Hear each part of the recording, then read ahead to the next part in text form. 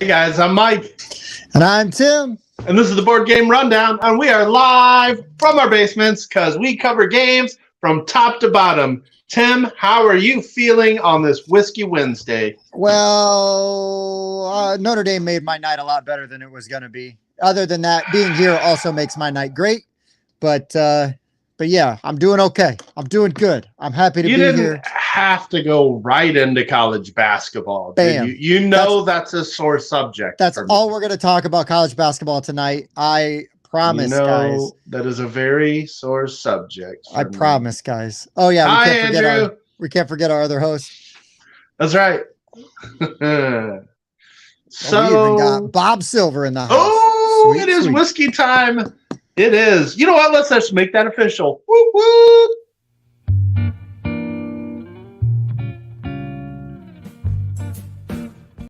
That was the wrong one. I saw the ticker start going. I'm like, what is he doing? What's up, Jazz? Great. What's up, Bobby? You know what's funny? I got this laptop to improve the show, and the layout is just different enough for my phone that it's still messing with me. Let's just real quick make it official.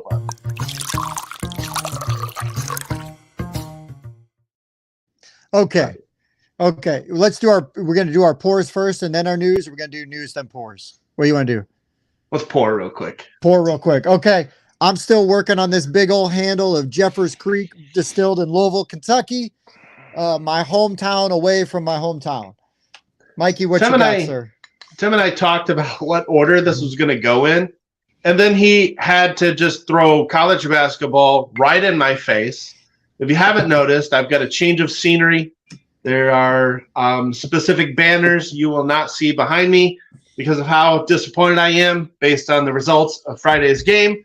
And that is why I had to go get myself a 120 proof Knob Creek. There you go. Single barrel. So, a healthy, very strong pour since you just had to rub my face in it like a dog with your little new coach who was mentored by our coach. Just rub it in her face.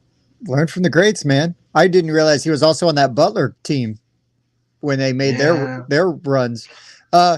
Real quick, let's cheer Mike up. Lunch break Bob. How did you know that was Bob's nickname? And I'm not allowed to tell you how Bob got that nickname. Right? Also, apropos of news, that's the name of Bob's racehorse, which means that if you were entering our Ready, Set, Bet giveaway, we would want to know we want you to comment with the name of your racehorse. And so Lunch Break Bob, Nix, you need to get on there and comment. Lunch Break Bob is officially your racehorse name. And I'm going to guess that is our other buddy, the other Mike. We have to guess. But obviously we're super excited for anybody from the Full 42 to come over and hang out. That if you are not watching them, they are on Mondays and you need to watch them. They are tied into the industry. They know more than us. They're funnier than us. They're better looking than us. Only because they've got Katya. Otherwise, Mike and I, we run this. But I was gonna say we have more hair, except Mike's got more hair than all of us. So yeah, and I'm bringing that way down. I'm on the Chris side of that spectrum. But yeah, guys, it's the Full 42 is a great show, good stuff there, and they cover all nerddom. So if you're into the Mandalorian, Star Wars, Star Trek, comic books, anything like that, that's definitely an awesome show to check out. They talk about all kinds of stuff over there. So Tim, what are we going to talk about tonight? We are going to talk about our top 5 board game publishers. And if Third World Studios isn't on your list, Mike, then you are not a friend to other Mike. Just put it on you like that. I know you did. But before we do that, I want to say we've got a giveaway going on right now. Next Tuesday, I will go on live. We're going to announce the winner. We will randomly pick from the comments for Ready, Set, Bet. In 2 weeks in Southwest Michigan at Southwest Michigan College at the Mendel Center, there is a free Fan Fest event where there will be board games and cosplay and stuff going on. So if you're in the area and you are inclined, it's a one-day thing that you can find them on Facebook. It's like from like 11 to 6. So it's a smaller window, but it's put on by a bunch of public libraries. It's free. I'm dragging my wife and kids up there, at least myself and my kids. We're going to go up there. We're going to play some games. We're going to visit, rub elbows with some fun people that I like quite a bit.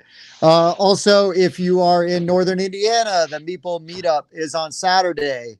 Also, if you go to the Meeple Game Society, you can see that on Facebook. Our good buddy there, Bobby Hooper, also OG member of the show, is one of the organizers for that event. So he always makes sure that there are plenty of games there, plenty of people there, and you can play any game they got there. Somebody's going to teach it to you. And there will be a buttload of games confirmed. Yeah, just because Bob will show up, and then everybody else will bring games too. So then it's an excessive amount of games. All right. And also one last thing, and then I will stop and we're going to get into it. We're going to talk about board games, but this is board game related. Friend of the show, Dennis Pearlstein, Worn Wanderers. We've got a video. He came on and we did an epically long Whiskey Wednesday with him. Their Worn Wanderers launches tomorrow on Kickstarter. So we'll be sharing that. We'll be talking about that. So tune in. Find them. They are, what are they? Cleromancy Games, I believe. Oh no, I left them off my list of top publishers, but they're not out yet. So I guess son of a... I'm okay. Because they don't have anything. They haven't published anything yet. Correct. Yeah. So tomorrow we'll shoot another video. We'll amend your list. Right. Also, yeah. So, anyways, let's get into this list. We're gonna jump into the list, hot and heavy, bright and early. Also, because we know we can talk for 45 minutes before we even mention board games.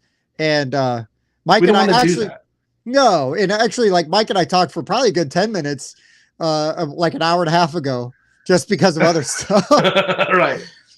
But so we got some of that out of the way.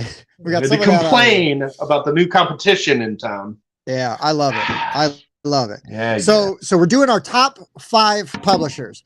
You're going to notice that there is at least 1 or 2 glaring omissions.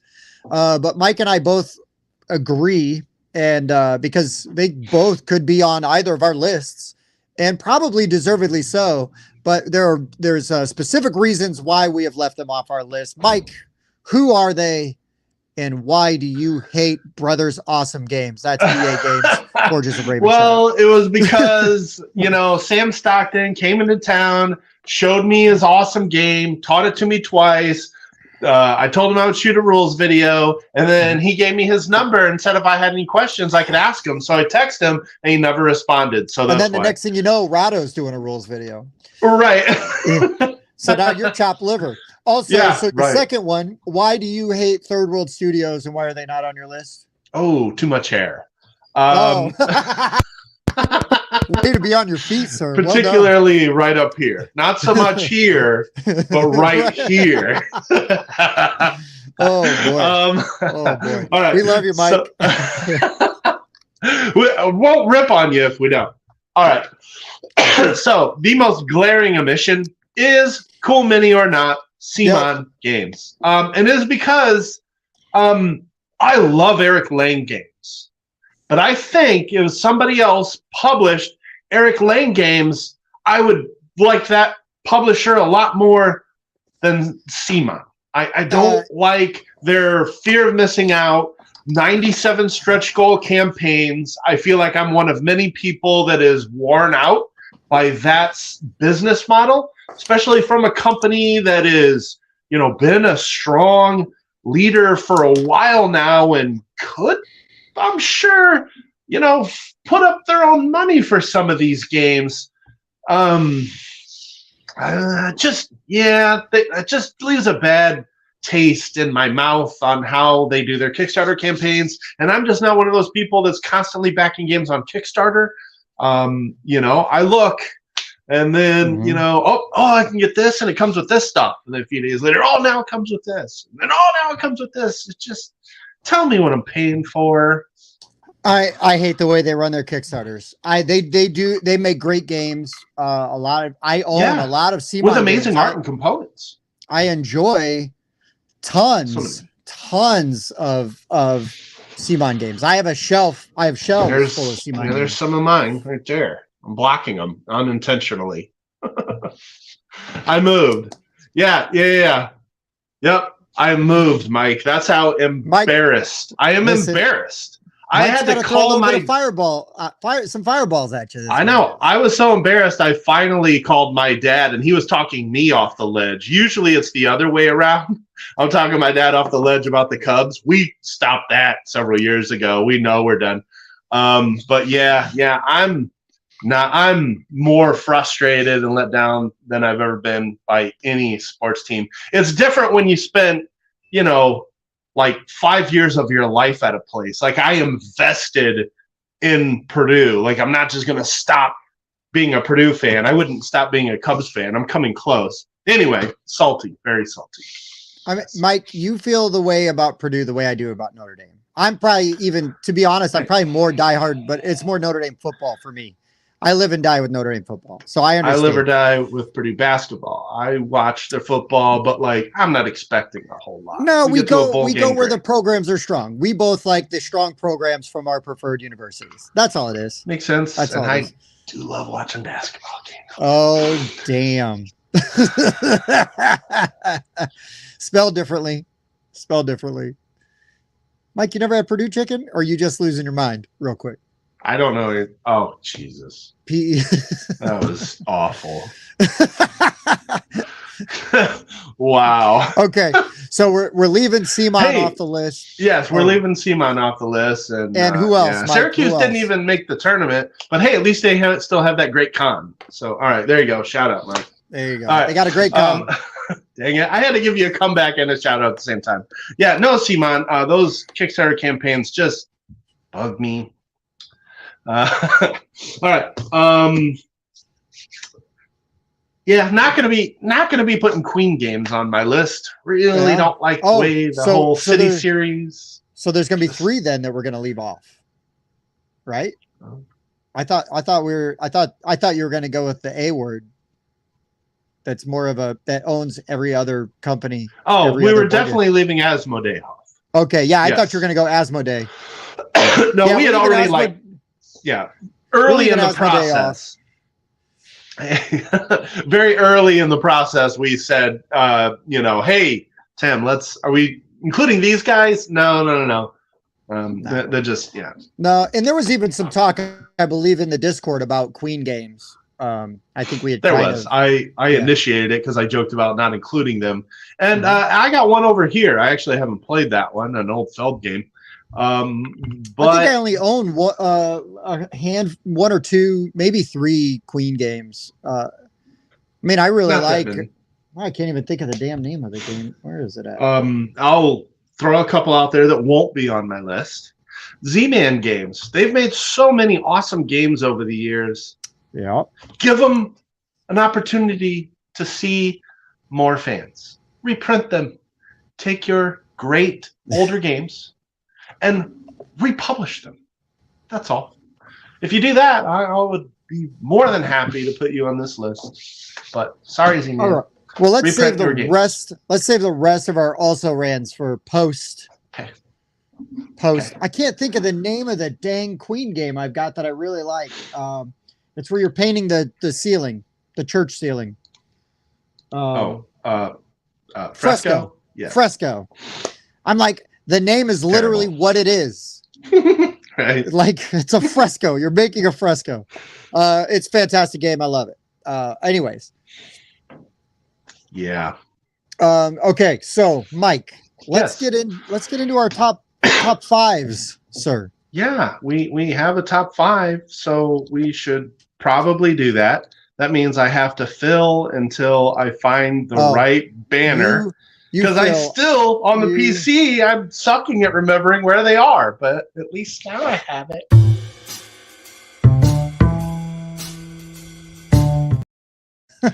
My number filler. And that's at number 10. We're doing a top 5. Habits. Wow. So just divide all of these by 2. Failing. I am absolutely failing. I love it. Well, the banner is now correct. It's funny because I've got, it should be so much easier, But you realize for 4 months I've been doing all this crap with my finger on this 6-inch screen. Let's try that again, Tim.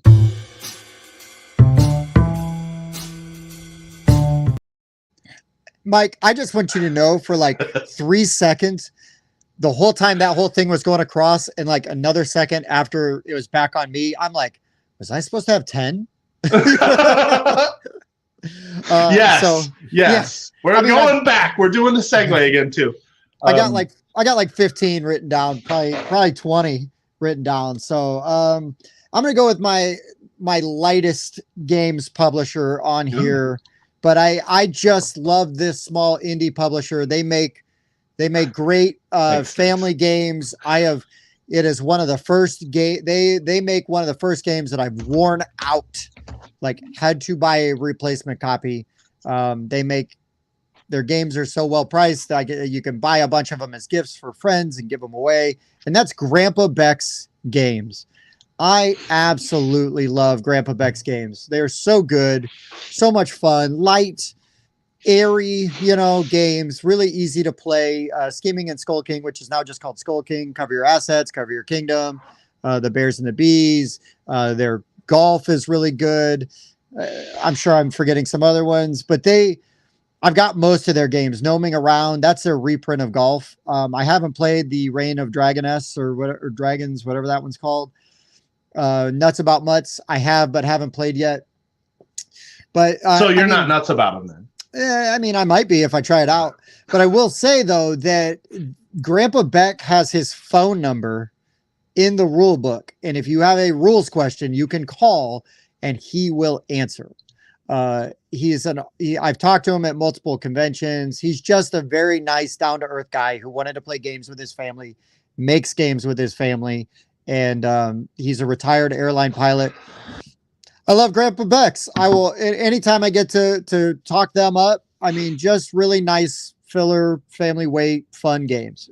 Good time at the table every time. And they've got like I don't know what reskin it is, but they paired up with Crumble Cookie of all things to do it. Maybe it's like Cover Your Cookies or something like that. And here's like a re-implemented by Mino Dice. I don't know what Mino Dice is. That's a dirty lie. Wow, that's a totally different publisher and everything. Who knows? I don't know. No. Weird. No, and it's dice and not a card game. Right, That don't make no sense. Skull King, the dice game. Yeah. But anyway, so Grandpa Beck's is my number 5. I will never be ashamed of absolutely loving that publishing company. That's a pretty good one. I like that one. Okay, so I love your number 5. Do you? Oh yeah, I think I do. Yeah, I do. Renegade is my number 5. Come on. Renegade has made so many fantastic games. Let's just start with all the Clanks. That's what introduced me to Renegade, actually, was the first Clank. It's like, whoa. And of course, I love Clank. Fantastic game. I have not played the campaign, the legacy game, as you know, Tim.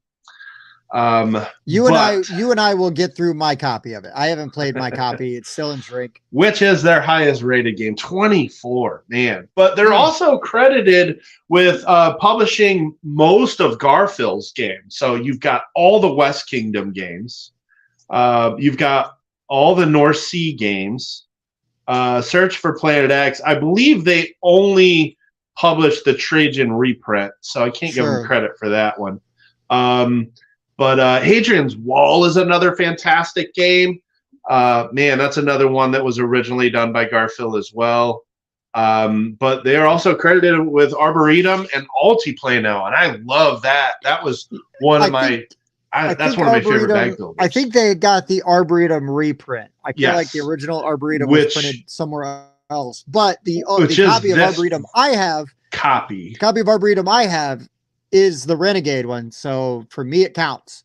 Renegade's great. I wonder how they're going to, I mean, they'll be fine, but now that Direwolf is taking Clank. And they did Clatacombs. They did Kank Clatacombs. Yeah. Right. But it'll be interesting to see what else. I mean, they're going to continue to, they got a ton of great titles. They're going to be fine. Oh, Yeah. Yeah. I mean, oh my gosh, Wayfarers. My father's work, Tim. oh yeah. Holy crap. My father's work. No, they Man. make really well produced games. Hey, our review of My Father's Work is linked on Renegade's website. We get polls from that website sometimes. Hey. Circadian's First Light, which has incredible art. World's Fair is always an interesting game. Will not be talked about on next week's show. I heard good things about Sentient, but yeah. So anyway, yeah, there's tons of great Renegade games.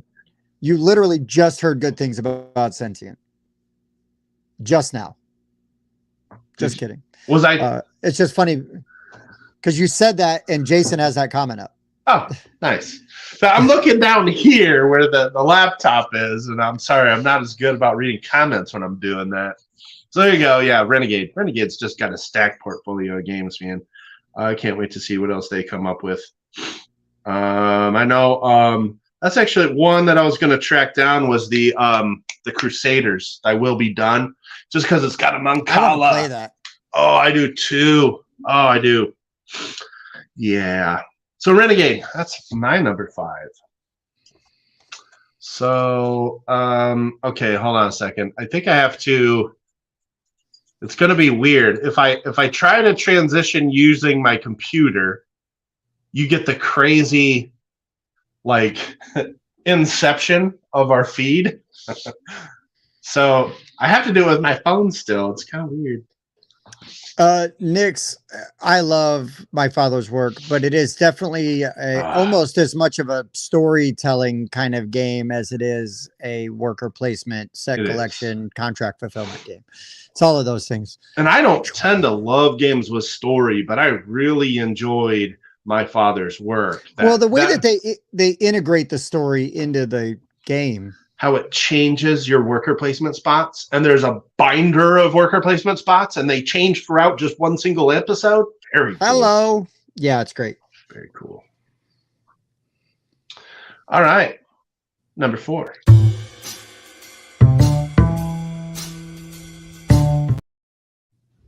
This may be cheating. Ooh, it's what? Can I make the meme? I don't know how to alter the meme. I already sent him a meme last week about how big that bag's getting. That bag can't get bigger. No. There's not a meme with a bigger bag. No. That's the biggest bag. I'll look. Like Hercules, maybe.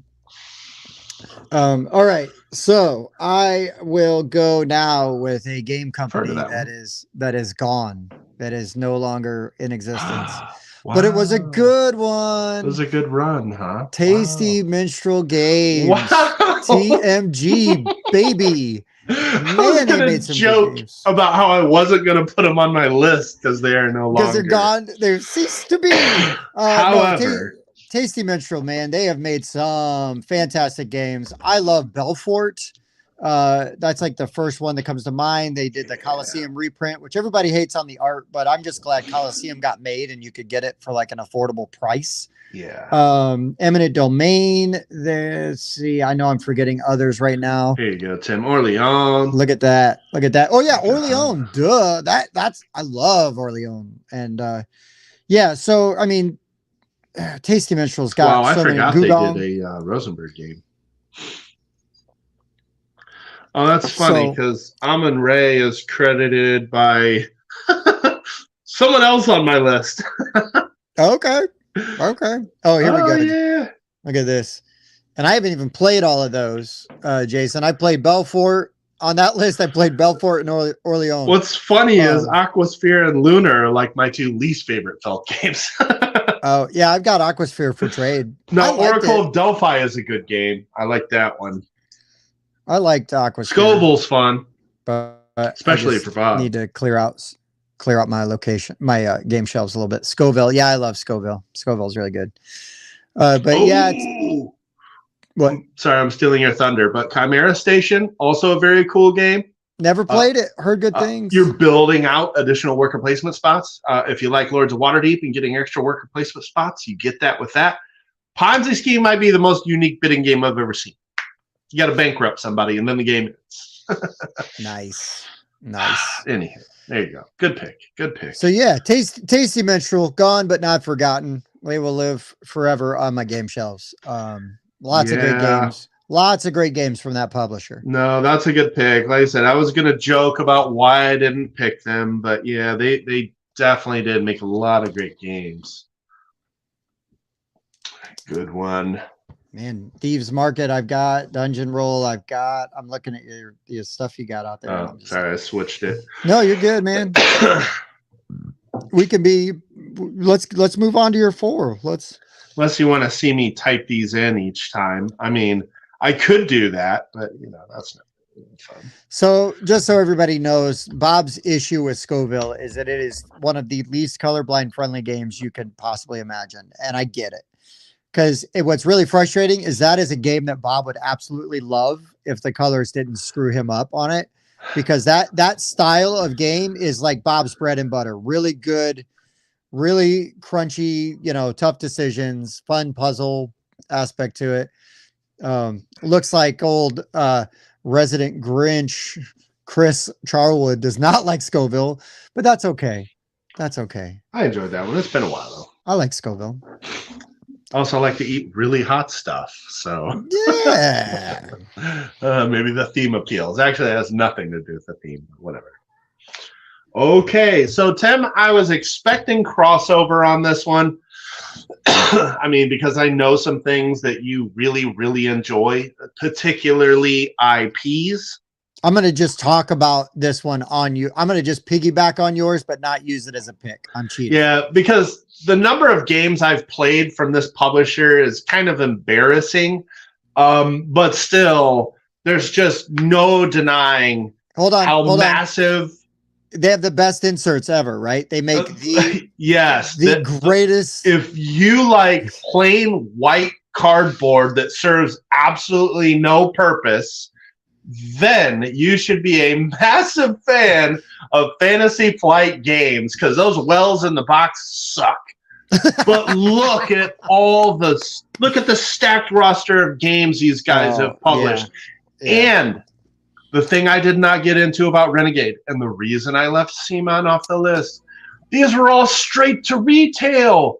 We didn't have to mess with waiting 2 years for our games and paying ridiculous shipping costs. This is straight to retail, guys. Every single one of these games. And there are just some absolute classics published by Fantasy Flight. You may not like their rule books. You may not like their wells. You may not even like the number of IPs they own.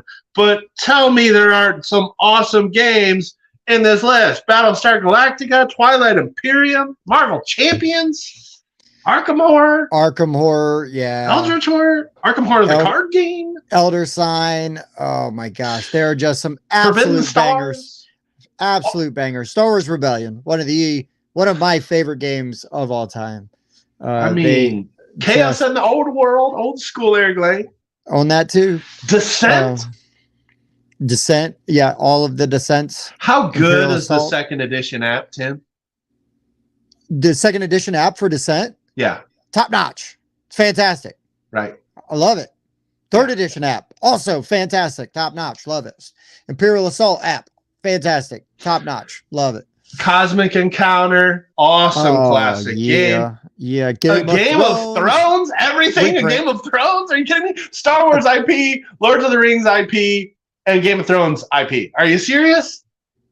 Yeah, they got the Fury of Dracula reprint. I mean, they've got so many. I've got so many Fantasy Flight games. It's crazy. Twilight Inscription, not to mention. I mean, we're Imperium's default, but Inscription, that game's awesome. You know, one game I've always wanted to play that I have not is Rex Final Days of an Empire. I understand it's just Dune, but it has I sought that game out because I knew that was like a retheme of Dune before Dune got its reprint, and I owned that game for like 4 years I still haven't played it, but I owned it 4 years before Dune got its reprint. Because I was like, I'm gonna play this game. I know. I don't know like how to play Dune, and then yes, I love those like multi-faction sort of backstabbing kind of things. Letters from Whitechapel, Tim. These hits keep coming. Everything Blood Bowl. Yes. Yeah, because they had the Games Workshop IP, so they were able to. That's how they got Forbidden Stars and all that stuff. Yeah. Citadels is all right. I mean, we're still going.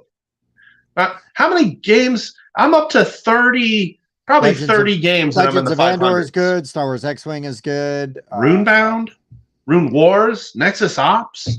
I've got a Runebound here in Shrink. I haven't even opened yet.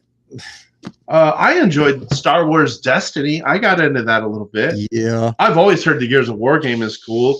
I'm going to keep going. This roster is so stacked. Like, there's just no way. Unfathomable, Tim. Well, yeah, Battlestar Galactica, unfathomable. You know, I personally enjoyed Keyforge. I like Keyforge quite a bit. I got a bunch of stuff for Keyforge. Fun game. Dan loves the hype up. Whitehall Mystery. Yeah. Nice. Yeah. Whitehall Mystery is good. Right on cue. Dan makes a comment when I talk about a game he hypes up all the time as being better than Letters to Whitechapel. Civilization games. A New Dawn was okay. I thought the Civilization part of the game was really abstract, but I loved the action mechanism because it's the same thing as Ark Nova. You pick a card, then slide it down. And then the stuff slides over. Yes. Cool. And you can upgrade them, except there's multiple levels to the upgrade. You can upgrade one card like 4 levels if you want. Oh, see, that was my favorite part of Ark Nova. Right. Was the action selection and the way that all of that worked. That was Civilization New Dawn does that part. I think a little better, just didn't like the civilization part of the game. Very abstract. I'm just going to keep going because there's so many. XCOM. Yeah.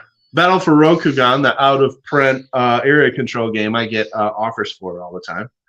There's Twilight Inscription finally cracking the thousands. I've never played Horus Heresy. I've heard good things. But yeah, again, Games Workshop, 40K, right? Warhammer 40K. Yeah. I mean, dude, there's Rex, 1,032. I've gone through 75 games in the top 1,000. That's insane. Yeah. That's insane. Like, there's just no way you cannot talk about Fantasy Flight Games doing a top 5 publisher list. So yeah. Do I got any more deep hits in here? The terrible Fallout game. Oh god, that was one of my biggest letdowns ever. I love the Fallout game. Oh, Fallout. The first one that they did that's more like storytelling sandbox, and it just didn't work. It just wasn't that good. Anyway, pushing the end game was just like, huh? Yeah. So many good games. I played New Angeles is a really interesting older trading game. Yeah, it's kind of like a hidden semi-cooperative. Everybody's got secret end game goals. So you're trying to get people to like vote for stuff that'll help you and they don't know it. Anyway, there you go. There's just so many, Tim. Anywho, we can stop on the Fantasy Flight love, but there's just a ridiculous number of games in there. Totally fair.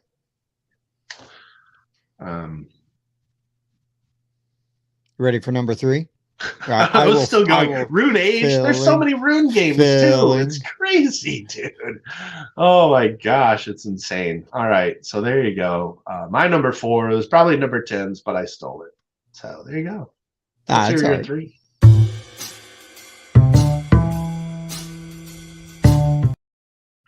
My number 3 is spelled weird, and I love them. They have one of a game that Third World Studios. You already gave them love, Tim. Oh yeah, I did. It is spelled weird too. It's got like a number in there, and maybe it's because they forgot. Maybe because Mike forgot how to spell that word, so he just added the 3 in there instead. Yellow Games. They well-made games, great art, good components. I mean, King of Tokyo Dark, King of New York, Bunny Kingdom. I know I'm forgetting a bunch right now, but like I'm looking We'll and I've show 'em. got yeah, but Yellow, man, Yellow is really good. I have a good time. I have a good time playing Yellow and Yellow games. Oh, I believe the Hunger is also Yellow, isn't it? I'm Why looking. are they linked to several Czech games? I don't know. That's weird. It is, isn't it? Yeah, maybe they partnered with them. I don't know. Because Lost Ruins of Arnak, I would have said was a Czech game. Right. Um, Same with Zulkin and Through the Ages. but same with code names. That's weird. I don't. I'm very sorry. I'm trying to confused. help you and actually find one that's yellow. I'm very confused. I am very keep going. Star Realms. That's not Yellow. That's not Czech games either, though. So the way some of these are tagged is kind of strange. Okay. Detective is Portal Games. Deception Murder is what is happening? I don't know. I'm Googling now. I don't think that list is right. It can't be. Okay, Jason's saying Yellow does a lot of distribution. There you go. That's what I was assuming. I also know a fun story. I heard allegedly the owner of Yellow got thrown out of a Gen Con one year when I was there. Nice. Yeah, I guess he was like trying to move some pallets or like a pallet jack onto the floor after they laid the rug, and that's a big no-no. So he threw a fit. Okay, yeah. Here we Which, go. by Those the are real way, Yellow games. I still want to check out King of Monster Island. There you go. Bunny Yeah, Kingdom. Me too. Bunny Kingdom's really good. Bunny and Bob cannot. Bob, I love you. You're so stupid. That's terrible. Bob kept calling it like Aiello, Elio. Elio. Oh, that's what he was calling it. Elio. It's like, Bob, it's not Elio. It's Yellow. Everybody calls it Yellow. Like, please stop. I was hoping you were going to do it when you named them. Yeah. You know, a game of theirs that I really wanted to play. I loved the Kickstarter. I love the theme of it on Kickstarter. And that was So You've Been Eaten. Like, and it's about like, you're like a miner kind of, but your goal is to get eaten by this thing and then like harvest the stuff out of it. It seems super fun, but yeah, Yellow, I play a ton of Yellow, you know, like I got a lot of mileage, let's just say, out of my the Yellow games I've got. What is it? Flying Goblins is one I played with my kids. Oh yeah, they did like the reprint from Mexico, like freaking fantastic components. So super good. I like Yellow quite a bit. So nice. No, that is a whoops, what the heck? Everybody say hello to Firefox View. Whoops. Hi. Right. Hi, Firefox View. I know. Thanks for doing all that for me. And then everybody gets the Inception mode. I did that one on purpose. It's yeah. Infinity screen. Still working out how to make this. You have to snap to make that go away? Yes. Okay. My number 3 was mentioned in the Discord earlier. And whoops, and I didn't want to spoil it. I just kind of shut my mouth a little bit. And this is a publisher that really has kind of jumped on my radar more recently. Me too, Chris. Because of one of a designer that I have really started to enjoy his games immensely. And once again, I'm just getting this all queued up here. But yeah, AEG, Alderac Entertainment Group. These guys have made so many fantastic games, and many of them I have learned about because of the designer John D. Clare. I love so many of his games, man. So I know maybe not a lot of people enjoy Cascadia. I think it's a fine game. John D. Clare. I think a lot of people enjoy Cascadia. I just don't like it that much. Yeah. I do love. I will crap on Cascadia, but then in the same breath go, I love Love Letter. So, you know, Yeah, Love Letter's just okay for me. Space Base is pretty good. too long.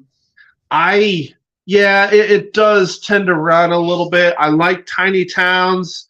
Here's where it gets a little crazy, though, as everybody knows. I love me some Cubitos and Ready Set Bet.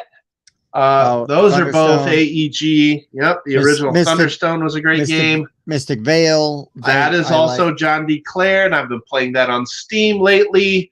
Yes, Chris, you were the one that brought Dead Reckoning to the last Meeple I saw you at. I believe that was you, sir. I want to play that really bad.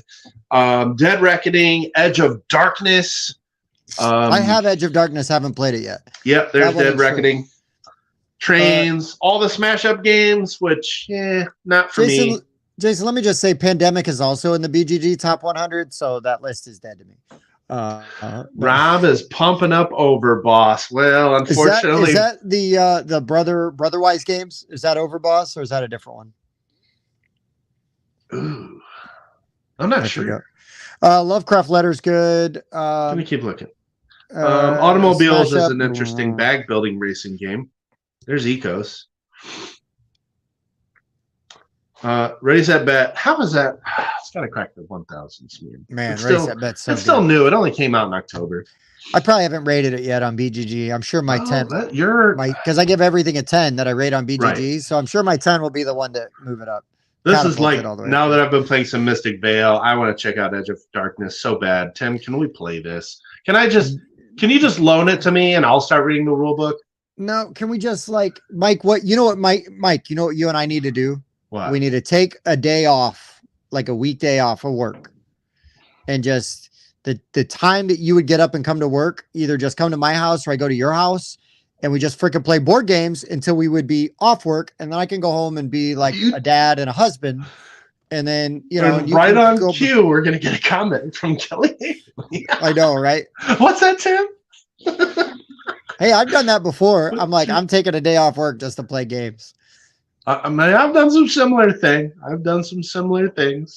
And I've been clear about it. Oh, Bob, I can't call off work on Friday. I can't. Bob, I already am. Custom Heroes, I enjoyed. Another John D. Clare game. We've had Whirling Witchcraft on our set for how long now? Yeah, I've never played it. This has been sitting on our set. I've always wanted to play Truffle Shuffle. It's just one of those simple little games that looks fun to me. But yeah, AEG, man, these guys have really published a ton of really great games. I am a big fan, especially if they keep making more John D. Clare games. I got to play Dead Reckoning. I need to play Edge of Darkness. Right now, John D. Clare can do no wrong for me. I love his designs. And even though he has reused that card crafting mechanic, he has several other games that are so much different than each other. Space Base, nothing like his other games. Cubitos, nothing like his other games. Dead Reckoning, yeah, card crafting, but nothing like his other games. So just really, really fascinated with what this guy's been able to do. And he hasn't even been designing that long. Like, these are all fairly recent designs, like 2017. Is he the new Eric Lang? Well, I don't know about. Let's be easy there. I mean, Eric Lang. Wow, that's like saying Luka Doncic is the next LeBron. Well, maybe, but let's just give it some time. Does Luka spend half the game laying on the ground crying to the ref? Because I don't recall him doing that near as much. Not that I'm aware of. Listen, once Kobe got out of the league, LeBron became a worse player because he didn't have to. Hot takes from Tim. I'll say it. All right, let's hear your number 2.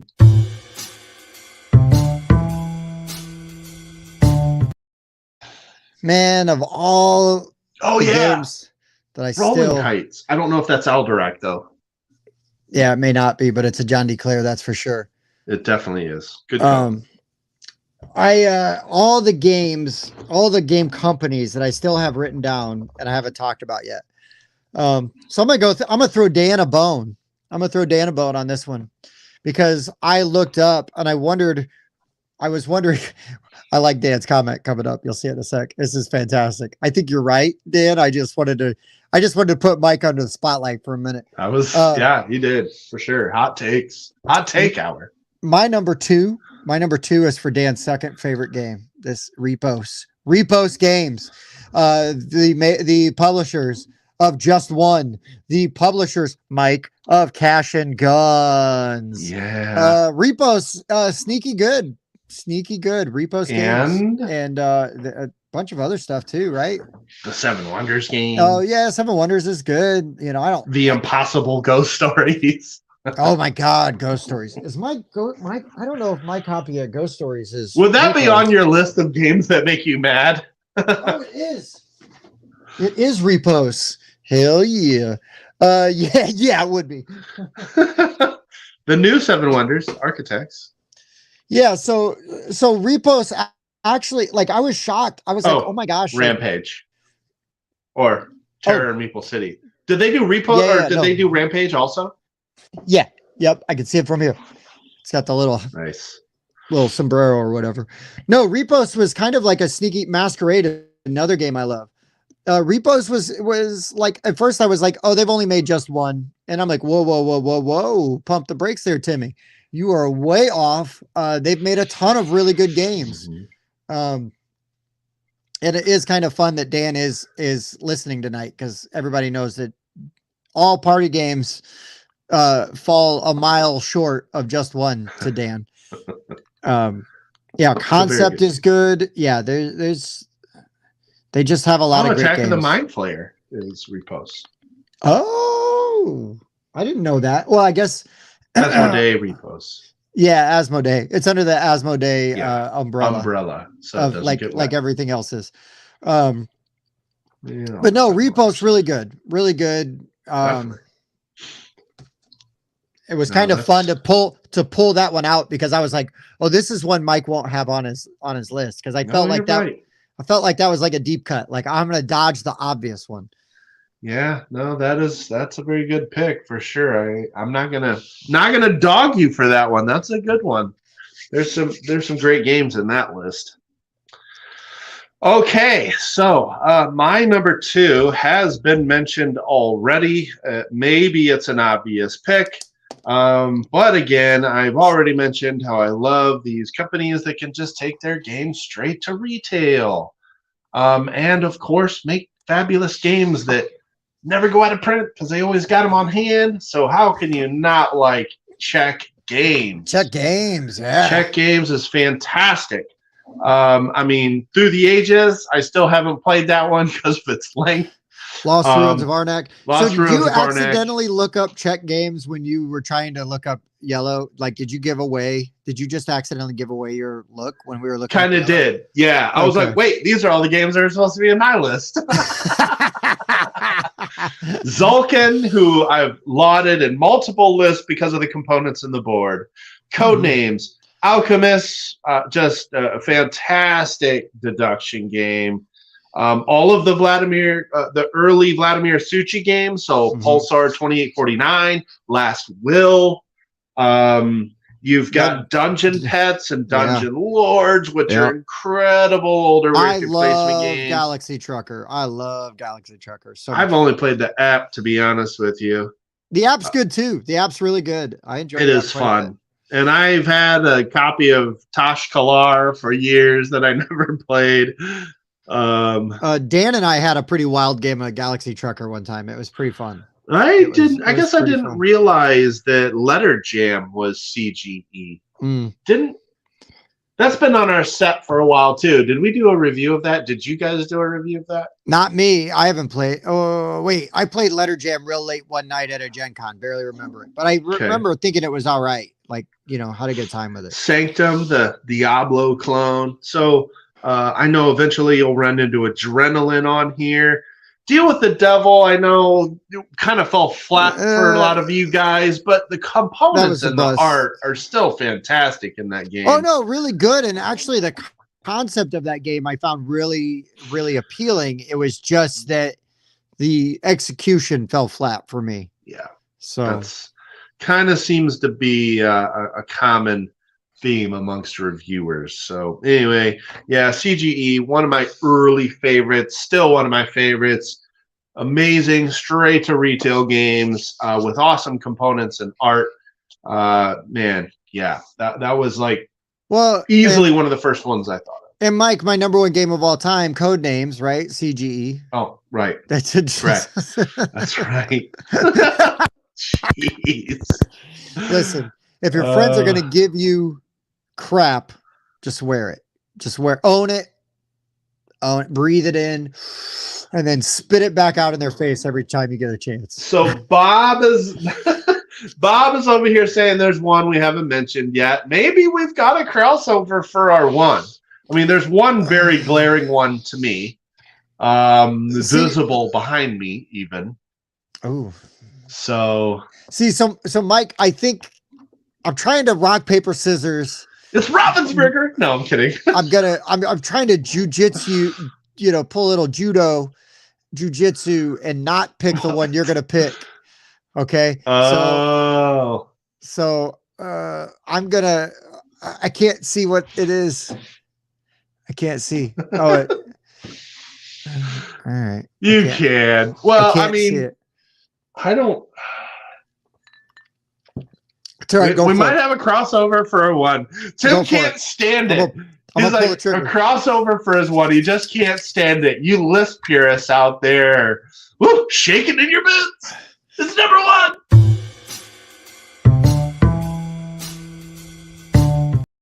It's so totally Nick, fine not to be a Codenames fan. Yeah, totally. The whole thing, Nick, is that when the guys did the top 5 things Tim's wrong about video a couple months ago, they went through my BGG rankings, which I had not updated in probably 4 years or longer.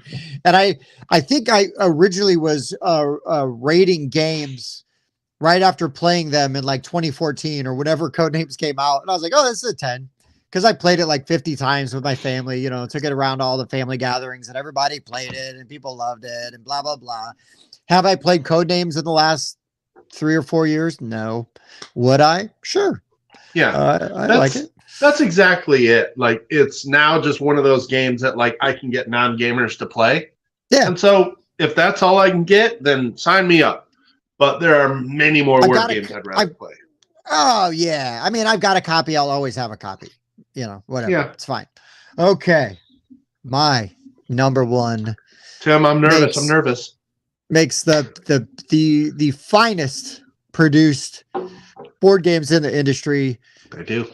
They pretty much have been making every Vital Lacerda game, even though I don't think I played any of them. That's the one I thought Bob was going to say. Yeah, that's what I thought Bob would say too. And I was like, maybe you won't pick this. But they make Defenders of the Realm. They make Empire's Age of Discovery. They make Baseball Highlights, which is it's so good. It's so good. I love me some Baseball Highlights. I'm going to talk about Eagle Gryphon Games, baby. Yep. I figured you would. I didn't think it would be your one, but I knew it'd be on the list. Great choice. I do love Eagle Gryphon. They are expensive. It's good to get them when they have their sales. Get on Eagle Gryphon, buy the stuff cheap. They do Kickstarters and the value is there. Would it just be easier to do this? Because of the components? Yeah, probably. I've never played Vinos or whatever. Yeah, just put up Vital Lacerda and just leave it as leave it. There you go. All the new Lacerdas are Eagle Gryphon and they're all like beautifully produced. Ian O'Toole art. They just make really nice looking games. They do a really good job. They put out quality titles. I mean, some of my all-time favorite games are Eagle Gryphon games. It is what it is. They are fantastic. But look at this. Look at this. Here's yeah. Because I know Dan will love this. I am making up the order as we go. I'm just numbering as I'm like, well, this is what I did.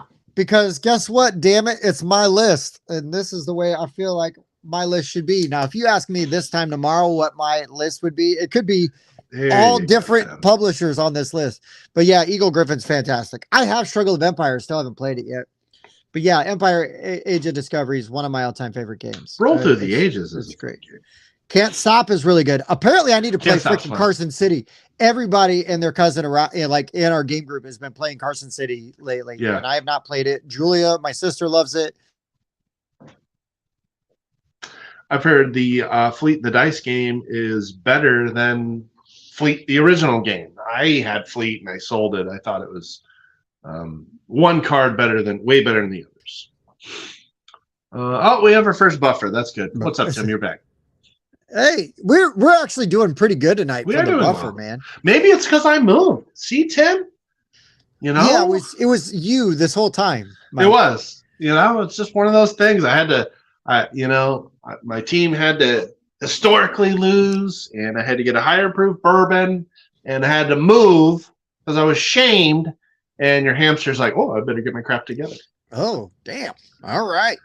But yeah, Eagle Griffin games, right? I mean, just solid roster of games. Solid roster of games. Really good. For Sale, even, I think, is theirs. They were on here. Yes. That surprised me. So, yeah, I have Clockwork Wars in Shrink. I haven't played it, but I got it in Shrink.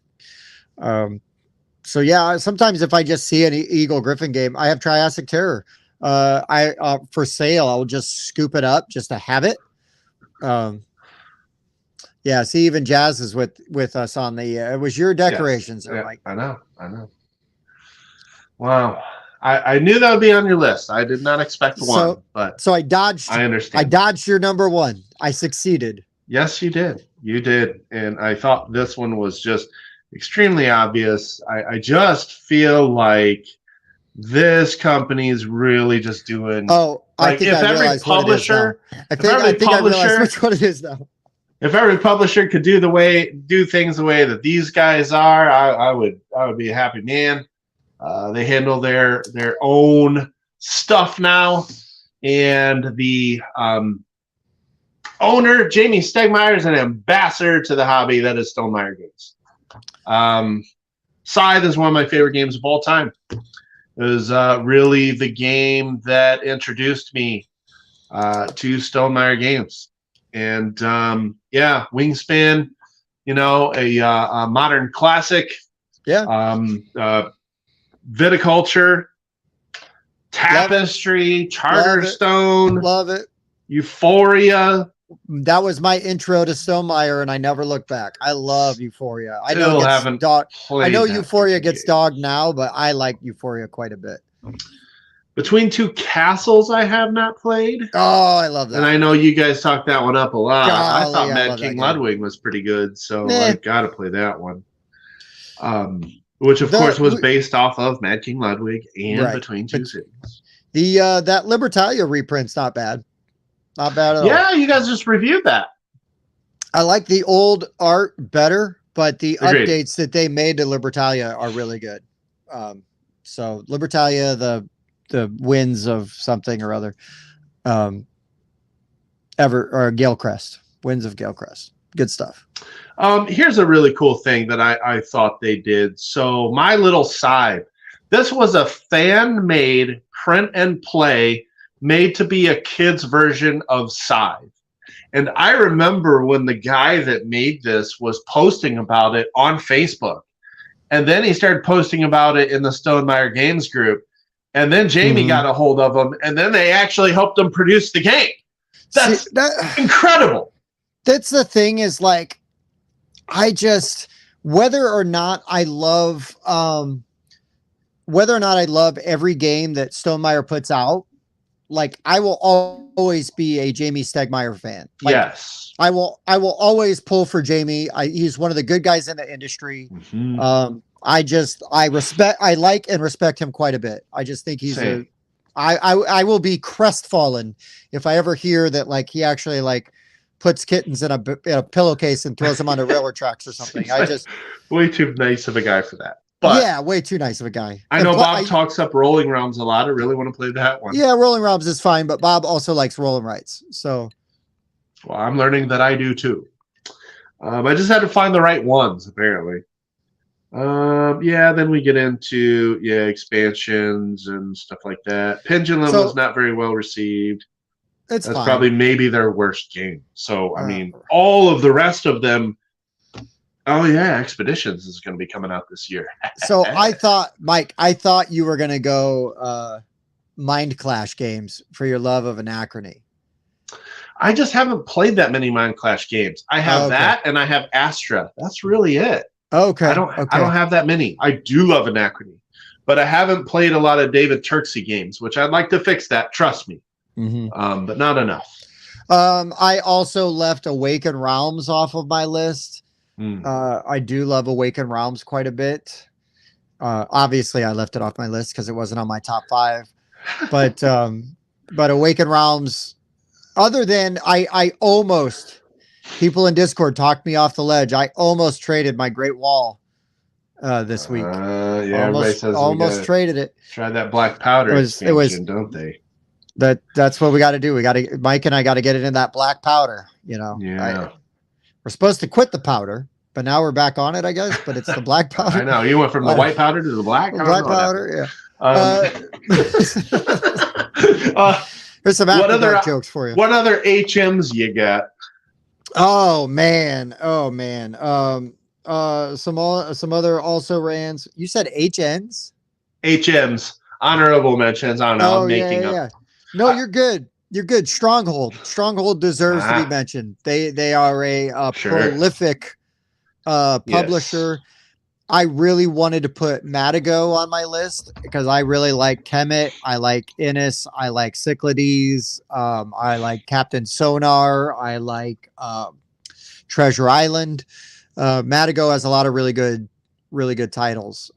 Another one, it was Stronghold. That's a stacked list too. Stronghold, it is a stacked list. If you want to look at games in the top 1,000 on BGG, Stronghold's got to have a ton. Yeah, there's some. Gotta have a ton. I mean, Terraforming Mars, right? Yeah, right. But then Australia, they got distribution rights to Australia, but I believe Australia was originally maybe like an Osprey Games. Maybe we can find out. It is on the box. What's in the box?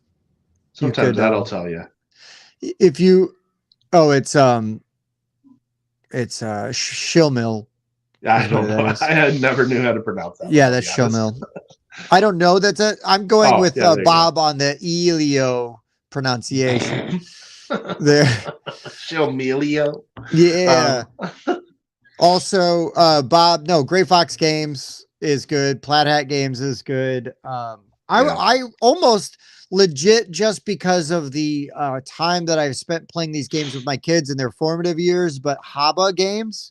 I mean, it's a kids game studio.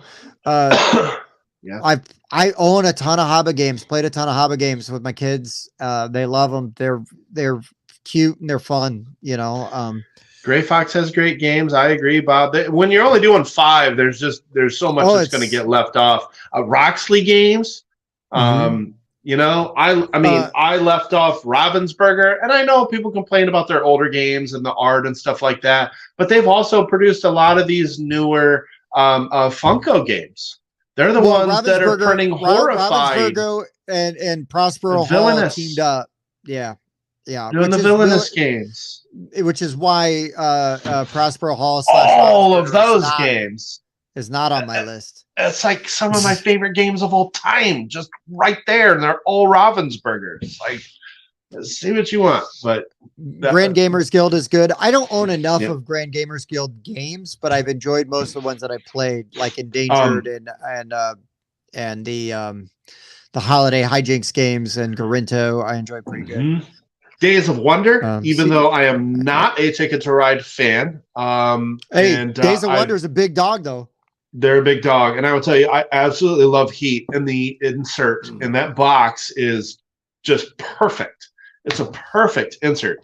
The 5 Tribes insert also, Days of Wonder. That is a perfect insert as well. They make really good inserts.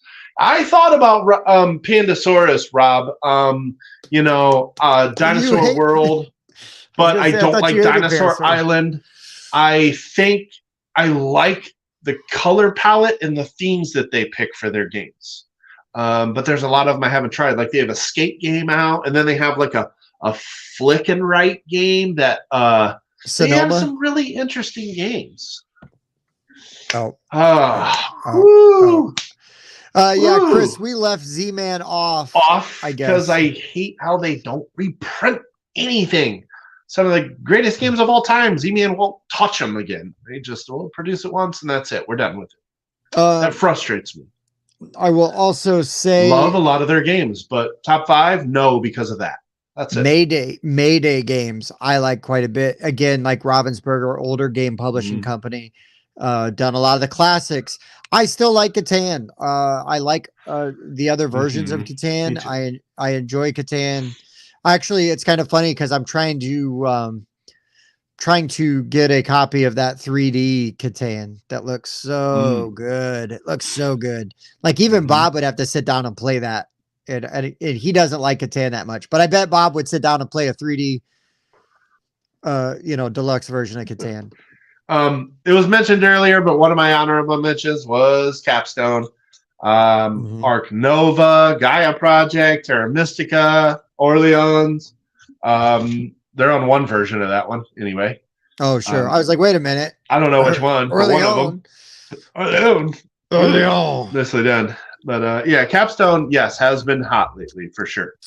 Space Cowboys has a ton of good games. Yeah. And because they do like Black Fleet and Time Stories and Splendor and a bunch of other stuff, Here, this is why these guys were like my first honorable mention. This is Capstone. This keeps going. Maracaibo is great.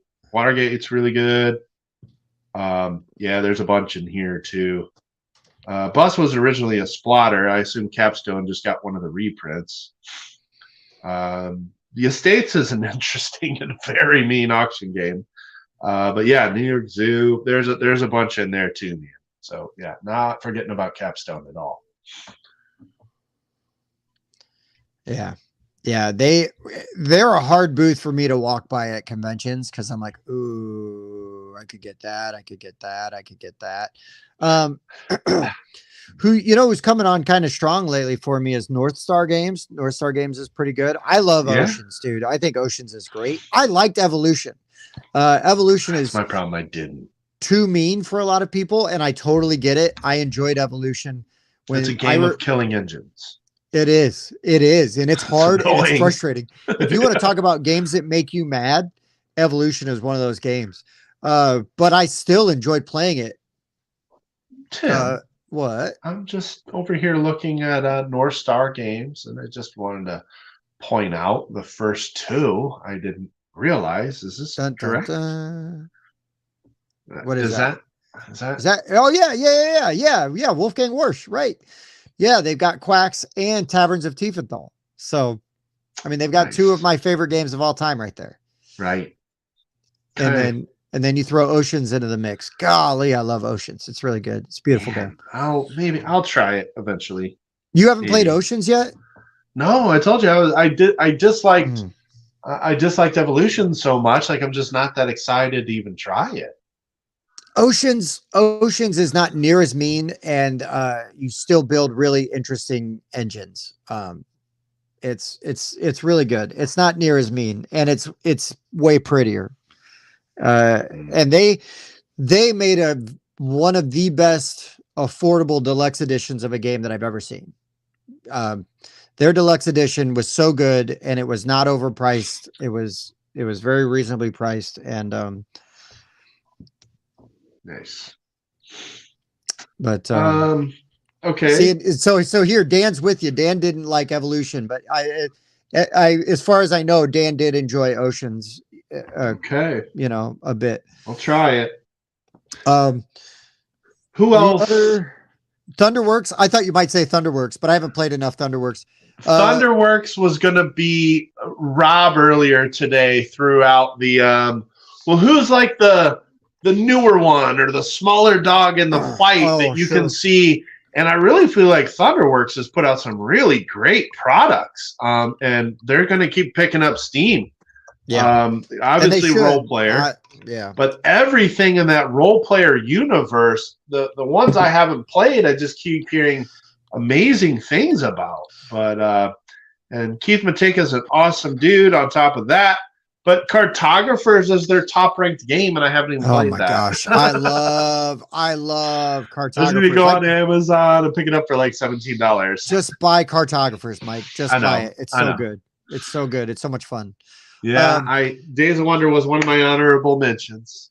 Two that I was going to say that I left off only because I only play, as far as I know, like one or two of their games, but they are some of my favorite games. Is Cryptozoic, because they make DC Deck Builder, which is one of my all-time favorite games, unashamedly. But they also did the Wizards. What is it? Battle Wizards. What the hell is the name of that game? Where there? Did I move them? Oh, here they are. Epic Spell Wars. This game is hilarious. I love the art in that game. Not safe for work, but it's like totally metal, like wild, fun stuff. But then the other one that I absolutely love is Upper Deck, and that's because they do all the legendary stuff. And I love Marvel Legendary, Alien Encounters, Predator Encounters, whatever. So those were off of my list, even though they are companies that I absolutely love just for those games. And I used to buy a bunch of baseball cards as a kid, and Upper Deck was always like the high dollar ones back in the early 90s. Yeah. You could get like Tops. Tops was okay. Fleer was like, like bad gum and really cheap and cards. But man, if you had a little bit extra money, man, the Upper Deck was good stuff. Yes, they had like the glossy finish to them. Yeah, they did. The Tops cards were more of like a matte finish, so seemed a little bit more high end. Thought you were getting your money's worth. What's up. Mike knows what's up. That's right. I got a massive card collection from back. Don in the day. Russ. Holy crap, Jason! Man, Don Russ. I had so many Don Russ cards. Oh boy. Oh man. Memories. Yeah, good stuff, man. Good, so many game companies. There's so many game companies we could talk about, but those were the main. I feel good about my 5. Yeah, me too. Rob mentioned chip theory. That was actually one I was going to say I specifically left off the list, and that is because we never got a sword. Remember how they swords? Yeah, like 3 months ago they gave everybody swords. Right. No. So I've only played Burn Cycle, and that's because one of our viewers requested a review of that. It wasn't a game for me. And so I want to try some other chip theory games. Like, honestly, Cloudspire is the one I'm most interested in because it is a board game that is a MOBA. And as some people in our chat know, that is the type of video game I like to play. But, like League of Legends, that kind of thing, in board game form, or Dota 2 in board game form, that's why Cloudspire intrigues me. Burn Cycle wasn't for me, though. Too Many Bones, of course. I've only played Too Many Bones like once at Bob's. I remembered being impressed with it, but I don't remember anything else about it. Well, here's the thing. Now, speaking of chip theory, now Elder Scrolls is, of course, is that what they're calling it? Not Elder Scrolls. Are they calling it the Elder Scrolls board game? I think they are. Anyway, Chip Theory is doing the newest Elder Scrolls game. Oh, they are? I just assumed it was Steamforge. It is the Too Many Bones system on Elder Scrolls. Okay. Now you're taking a company whose games I've wanted to check out for a while, and you're adding an IP that I love. Right. I'm tempted. I'm interested to see the campaign. Problem is, it's probably going to be $150 minimum. I just don't. I don't like spending $150 on one board game. I don't. And that game's going to weigh 35 pounds. Yeah, true. You know what I mean? There'll be half of that to ship it. Yeah. Yeah. I struggle spending that much on one game. I'd rather have multiple games. I get it. I've been getting to that point for sure. Hey, I'm going to be right back. Overload, man. You fill. I'll be right back. All right. Yeah, I'm not that fear of missing out. Backs everything all in for $2.99 to get 5 boxes. That's not me. I just don't like the board game that way. I'll wait till they hit retail, and then when more people have their eyes on the game, and I can talk to more people that have played these expensive games, then I might invest my money in them. But trusting my money in the hands of possibly paid Kickstarter previews, not the way I personally like to spend that much money. I had to get a new rock for my. Oh yeah, mine's melted for my drink. So for my drink. Yeah, Tim, I'm just not a person that spends $300 on one game for 6 boxes because it'll just collect dust. That's what I don't like. I don't like my games to sit. I just don't. I want to play them. I don't like hours of reading rules and hours of learning. Super massive setup. There's got to be an epic game in a box there for me to go to all of that time to play. I don't want boxes to sit. I just realized, Mike, and this makes me really mad. What?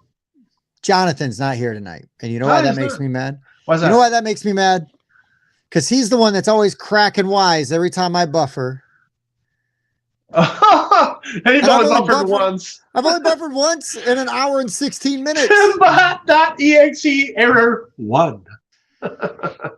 Guards of Atlantis, Rum and Bones. Now I'm going to buffer so much. I almost backed Rum and Bones. It looks so cool. I thought about getting into it and then never did. Guards of Atlantis. Write news down. I've heard really good things about that Guards of Atlantis, I think. I think that's somebody keeps commenting and asking about that one.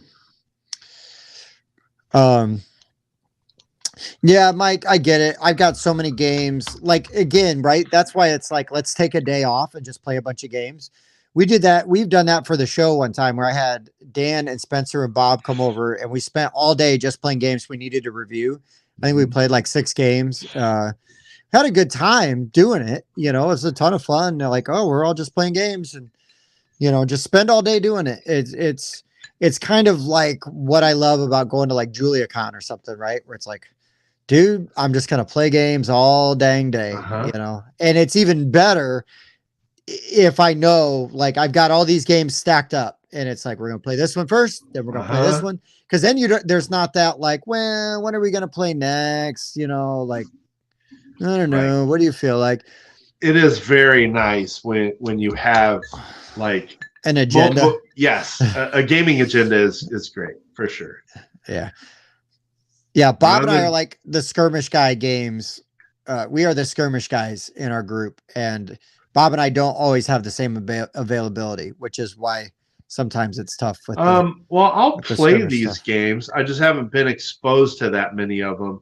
I didn't think Rum and Bones was played like a MOBA though. But I could be very much wrong. Obviously, skirmish mixed with a little bit of leveling up. And some, ads to kill. Yeah, that'll make it feel like one. And we just got to make a trip down to Old Muncie or wherever Jason's from. It's down that way, isn't it? Right? Yeah. As learned one of our other viewers is, well, I'm sure we have plenty of Indiana viewers, but Muncie. Jason, is the Brown Jug still in Muncie? That was the liquor store we used to go to get our booze from when my buddy went to Ball State. I think it was called the Brown Jug. I forget. Is it on Scatterfield? Maybe. We used to also go down to Muncie Mardi Gras, which was a complete disaster. It was about as cool as you think it is. It was not cool. That doesn't sound that cool. No, Muncie it does. Mardi Gras. Your deckhands walk lines. All right. So there you go. That's a cool mini or not game. Rum and Bones. Rum and Bones. Oh, no Brown Jug. Man, that was so let's be real. When we went to the Brown Jug, it was probably 1999 or 2000. Not to date myself, but nobody else is going to date me, so I guess I have to date myself. Is that a thing? You like that one? um, but yeah, man. I I would love to play some chip theory games, but I feel like I get priced out of them like immediately. Right. Yeah, I mean, if Not you to want, say that they're not like super well made and everything, but well, I mean, if you just look at like their best games, you can't get one for less than $100. Let's just start there. yeah. And if you're paying them to ship it or someone else to ship it, well, there's another $20. So you really can't get a chip theory game for less than $120. No, yeah. No, it's rough. And when you get them, they all have a lot of components and a lot of setup and a lot of rules. And that may lead to an epic experience. But I just haven't taken the plunge to find out on any of them because $120 is a lot to put down for something you may never touch. You know? Right. Has anybody here played God Tier? I've got God Tier. Mm-hmm. I've got God Tier. I traded Bob for all of Bob's God Tier. And again, skirmish game. Ironically, I traded Bob for a skirmish game that I probably would only get played with Bob. But it looks amazing. I haven't played it yet. Most of it is still in shrink. I think I cracked open like one of the boxes just so I could get the rules out and look at it. Another skirmish game I've only played like kind of one time with Dan, and it's obviously needs to be played with way more people, but I find the concept of it amazing, and that is Black Rose Wars. Yeah, because of the way you can like customize your spell books and like destroy the rooms and things like that. And yeah, Brandon, right. It's like $500 to get all that. Yeah. Yeah, it's a lot. I mean, cheers to you, especially if you play it and you got the disposable income. I have some. I just choose to be selective about how much I put towards one specific game. You know, I would rather have played them or had more reviewers tell me that they're good before I plunge. And I went nuts on my Cthulhu Wars stuff. I get it, but you love the game. I do. I got investment. lucky. I got lucky though, Mike, because that was a blind buy, right? I mean, I backed it on Kickstarter, not really knowing. Yeah. But I got lucky. I really do love the game. Like, thank God, because I put a lot of money in that game and to justify it to my wife. Woo. I think. I think more companies they're doing a better job of getting their stuff out to more content creators. So I think it is easier now than it was before to tell if you'll enjoy a game, you know, before you buy. Yeah. So Cthulhu Wars was probably what, 2012, 2013 when I backed that sucker. You know what I mean? Like it was. Yeah. Who would have covered it? Yeah. Hardly anybody. I think the only podcast I heard talk about it was Secret Cabal, but they hadn't played it yet. They just talked about having backed it. Right. You know what I mean? Like it wasn't like they saw like, you know, preview people, maybe Dice Tower, you know, I mean, there's only a few back then. Obviously there's a lot more content creators now. But also the industry has evolved in such a way though, that people now send out a lot more stuff, right? They send out more stuff. Oh yeah. You know, I'm in a Facebook group for content creators, and people all the time will post, hey, look, you know, I've got a game, I'm looking for content creators, and they will even specify whether they are looking for paid content creators or free content creators. Right. And just so everybody knows our policy, and we're pretty transparent about it, is we don't get paid to do it. Nobody pays us. We've been paid to do one thing, and it was a Kickstarter that unfortunately didn't fill. But we made like a how to play. We filmed like a live playthrough, but our preview of it is still our opinions. Like we knew, you know, like that was also part of the deal. We were going to be honest about our opinions when we did the preview for it. But all we ask when we do one is a copy of the game. If your game's crowdfunding completes, we would like a copy of the game. Like that's the only thing we charge, because we want to review it. And then if we don't like it, we're not going to ask for a copy of the game. Unless you would like to buy Tim much better bottles of whiskey to drink. Yeah, but that's what the Patreon and super chats are for. Yes. There are those. But yeah, Brandon, I love now. Brandon, does your buddy love Cthulhu Wars? Is he cool with it? Hopefully. Hopefully. Have you played his? I love mine. I will play it whenever, wherever, drop of the hat. I've taught that game at conventions, blah, blah, blah. Everybody knows that story. But I do love it. I genuinely love it. But it's my kind of game. It's asymmetrical, territory control, whatever. And the theme is right up my alley. I love horror stuff. It's right up my alley. I think it's great. Let's see. But mine's going to be much lower than everybody else's. But I think my most expensive Kickstarter was Rising Sun. Okay. Yeah. And I like that game. I play it terribly, and therefore have just not had great experiences playing it. Yet I still think it's a good game. But I thought a lot of I've mentioned before that the gods I felt were thrown in and are really the Kickstarter expansion gods are super hard to play. Mm-hmm. They're not that good. And then with Ankh, they're all viable. So I didn't go all in on Ankh because I thought some stuff was tossed into Rising Sun. Well, what's weird is that the extras for Rising Sun felt undercooked, and that's the only Eric Lang game where the extras feel undercooked. Because I feel like the extras for Blood Rage are really good. The gods are okay. I don't love the gods as much, but the extra monsters and everything I think are fabulous. In the extra factions, whatever. That's just you can have a higher player count, but they look great. And then Ankh, yes, every single piece of Ankh that I have played with, even the scenario I don't like, I was still happy to be playing Ankh. But again, just choose not to play that scenario. There's 10 other ones to pick from. Right. I have no complaints about Ankh. And we need to play with Pantheon. Yeah, well, the Pharaohs, sorry. No, I know what you meant. Yes, we do. Spencer's got ISS Vanguard, right? I think he does and has talked about playing it.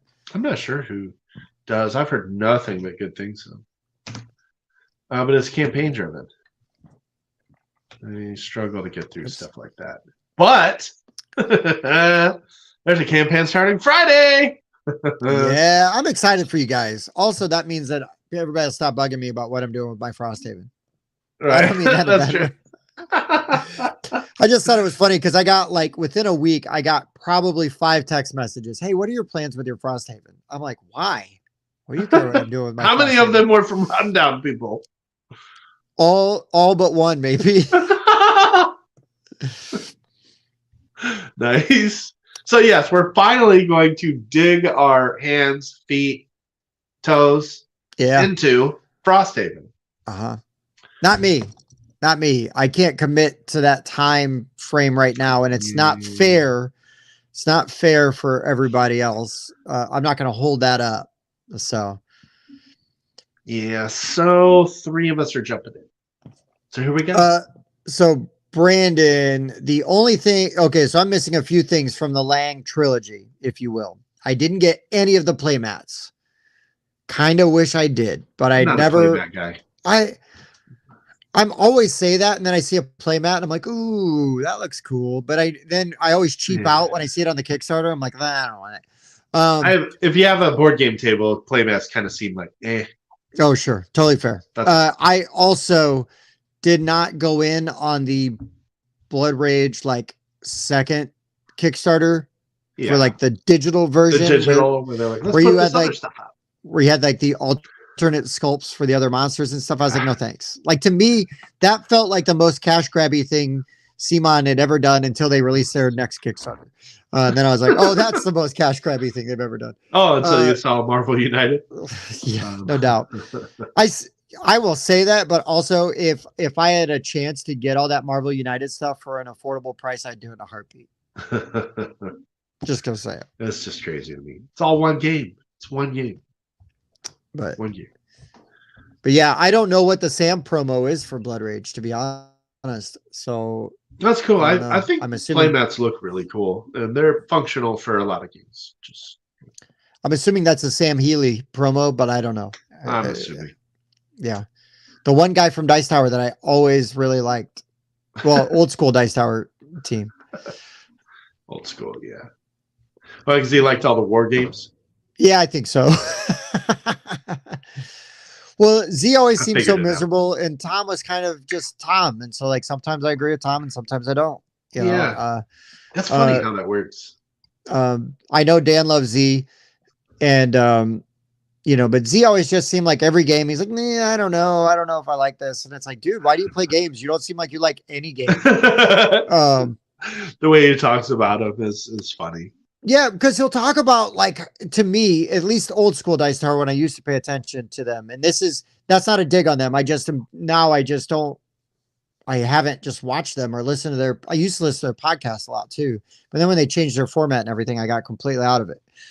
Because I was only interested in Tom and Eric, like on the podcast. And then when they started having other people on, I was like, nah, I don't like them as much. I really like Eric Summer a lot, you know, like just fun to listen to. Like I like their banter and their opinions and stuff. Sure. But anyways, but yeah, Z always just seemed like he'd be like, well, you know, the game didn't have the, you know, I had this and I had this, and it sounded like he was miserable. And he'd be like, yeah, I recommend it. And you're like, what? Like you just spent 20 minutes dogging this game, but you like it? He's the anti-Tim. Tim will be like, oh my gosh, this was great. This is amazing. I'm going to give this a 6. I give it a 5. I don't know. I will talk. I will listen. I can talk for 40 minutes on how good parts of Foundations of Rome is, and then say it's a 5 for me. Like I don't like it. Tim, so yeah.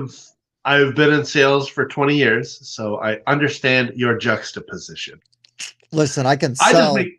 I sell all day. I sell welders and welding supplies and propane related accessories. I just make sure that I sell things I believe in. That makes it much, much easier. Oh, it is much easier. It is easier. You got to believe in your product. You do. Z's a card gamer. Okay, see, so Nick's really is. Nick's is with me and Z likes more, definitely card games, more simplistic style of games for sure. Oh, so that's why he and Dan are buddies, son. No, that's a dig. That's a dig. I'm being facetious.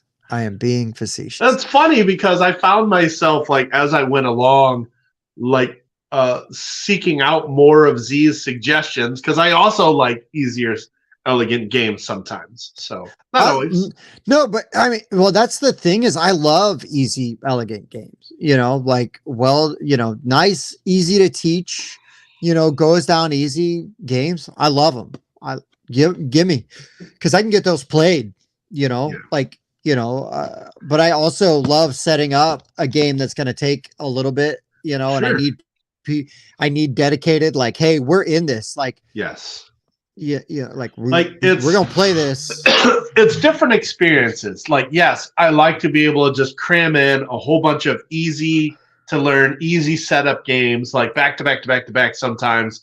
But I also love knowing I've got a group of 4 ready to jump in and play Scythe or or Rising Sun, and having it set up ahead of time, knowing that you're gonna play. Damn you, Jason. I just don't like Cascadia. It is an easy to teach, easy game. You're right. But not one of my favorites, but I like it. I don't like it that much. It's like that and Canvas or some games. I know they're just D words. But I feel like they got a lot of hype and both of those games just kind of fell flat for me. Yeah, Canvas just the game mechanisms didn't look that interesting to me, so I never checked it out. Cool ideas, though. But I mean, if you want to craft very cards, cool play some John D. Clare games. Yeah, I'd rather play Mystic Vale. I didn't love that trick taking one. Custom Heroes. Yeah, it was fine. I played it once. And I think Mike, I played it at your sister's. I got a problem, Mike. I got a real problem. You ready? I'm gonna lay back on your psychiatrist couch. Okay, Mike. So here's the thing: is I love trick taking games. I love inventive trick taking games. Ooh, yes. Mm-hmm. But when trick taking games don't work the way that I think they do, my whole body revolts against it. It makes me want to murder everybody. So we're talking Cat in the Box. We're talking The Crew. We're talking Custom Hero. Custom Heroes is a lot like a trick taking game, though, except that you're just trying to be the first person to go out. Right. which makes it like trick taking makes Scout with card crafting. Like, that's awesome. Well, and I need and to get that one. I think the neat thing about Custom Heroes, that the thing that stuck with me about Custom Heroes is that when you upgrade a card in future hands, It could be somebody else's. it could be somebody else's. I'm like, I don't want to do nothing for nobody. Like, I don't want to help anybody else. Yes, because the cards go up to 9 and you can upgrade them as you go. So behind, like your little screen, you got all your upgrades. So you upgrade that 9 with a +4, you make it a 13, and then a round later, somebody plays that 13 on you, and you're like, gosh dang it. I know what you mean, but it's still cool. That was my 13. Yeah, because you shuffle the whole deck. That's what's crazy. I didn't hate Custom Heroes like I did Cat in the Box. I didn't have that revulsion to it, but I also didn't Cat love in it as the much. Box is just, it's just so different than any other trick taker, though. So different.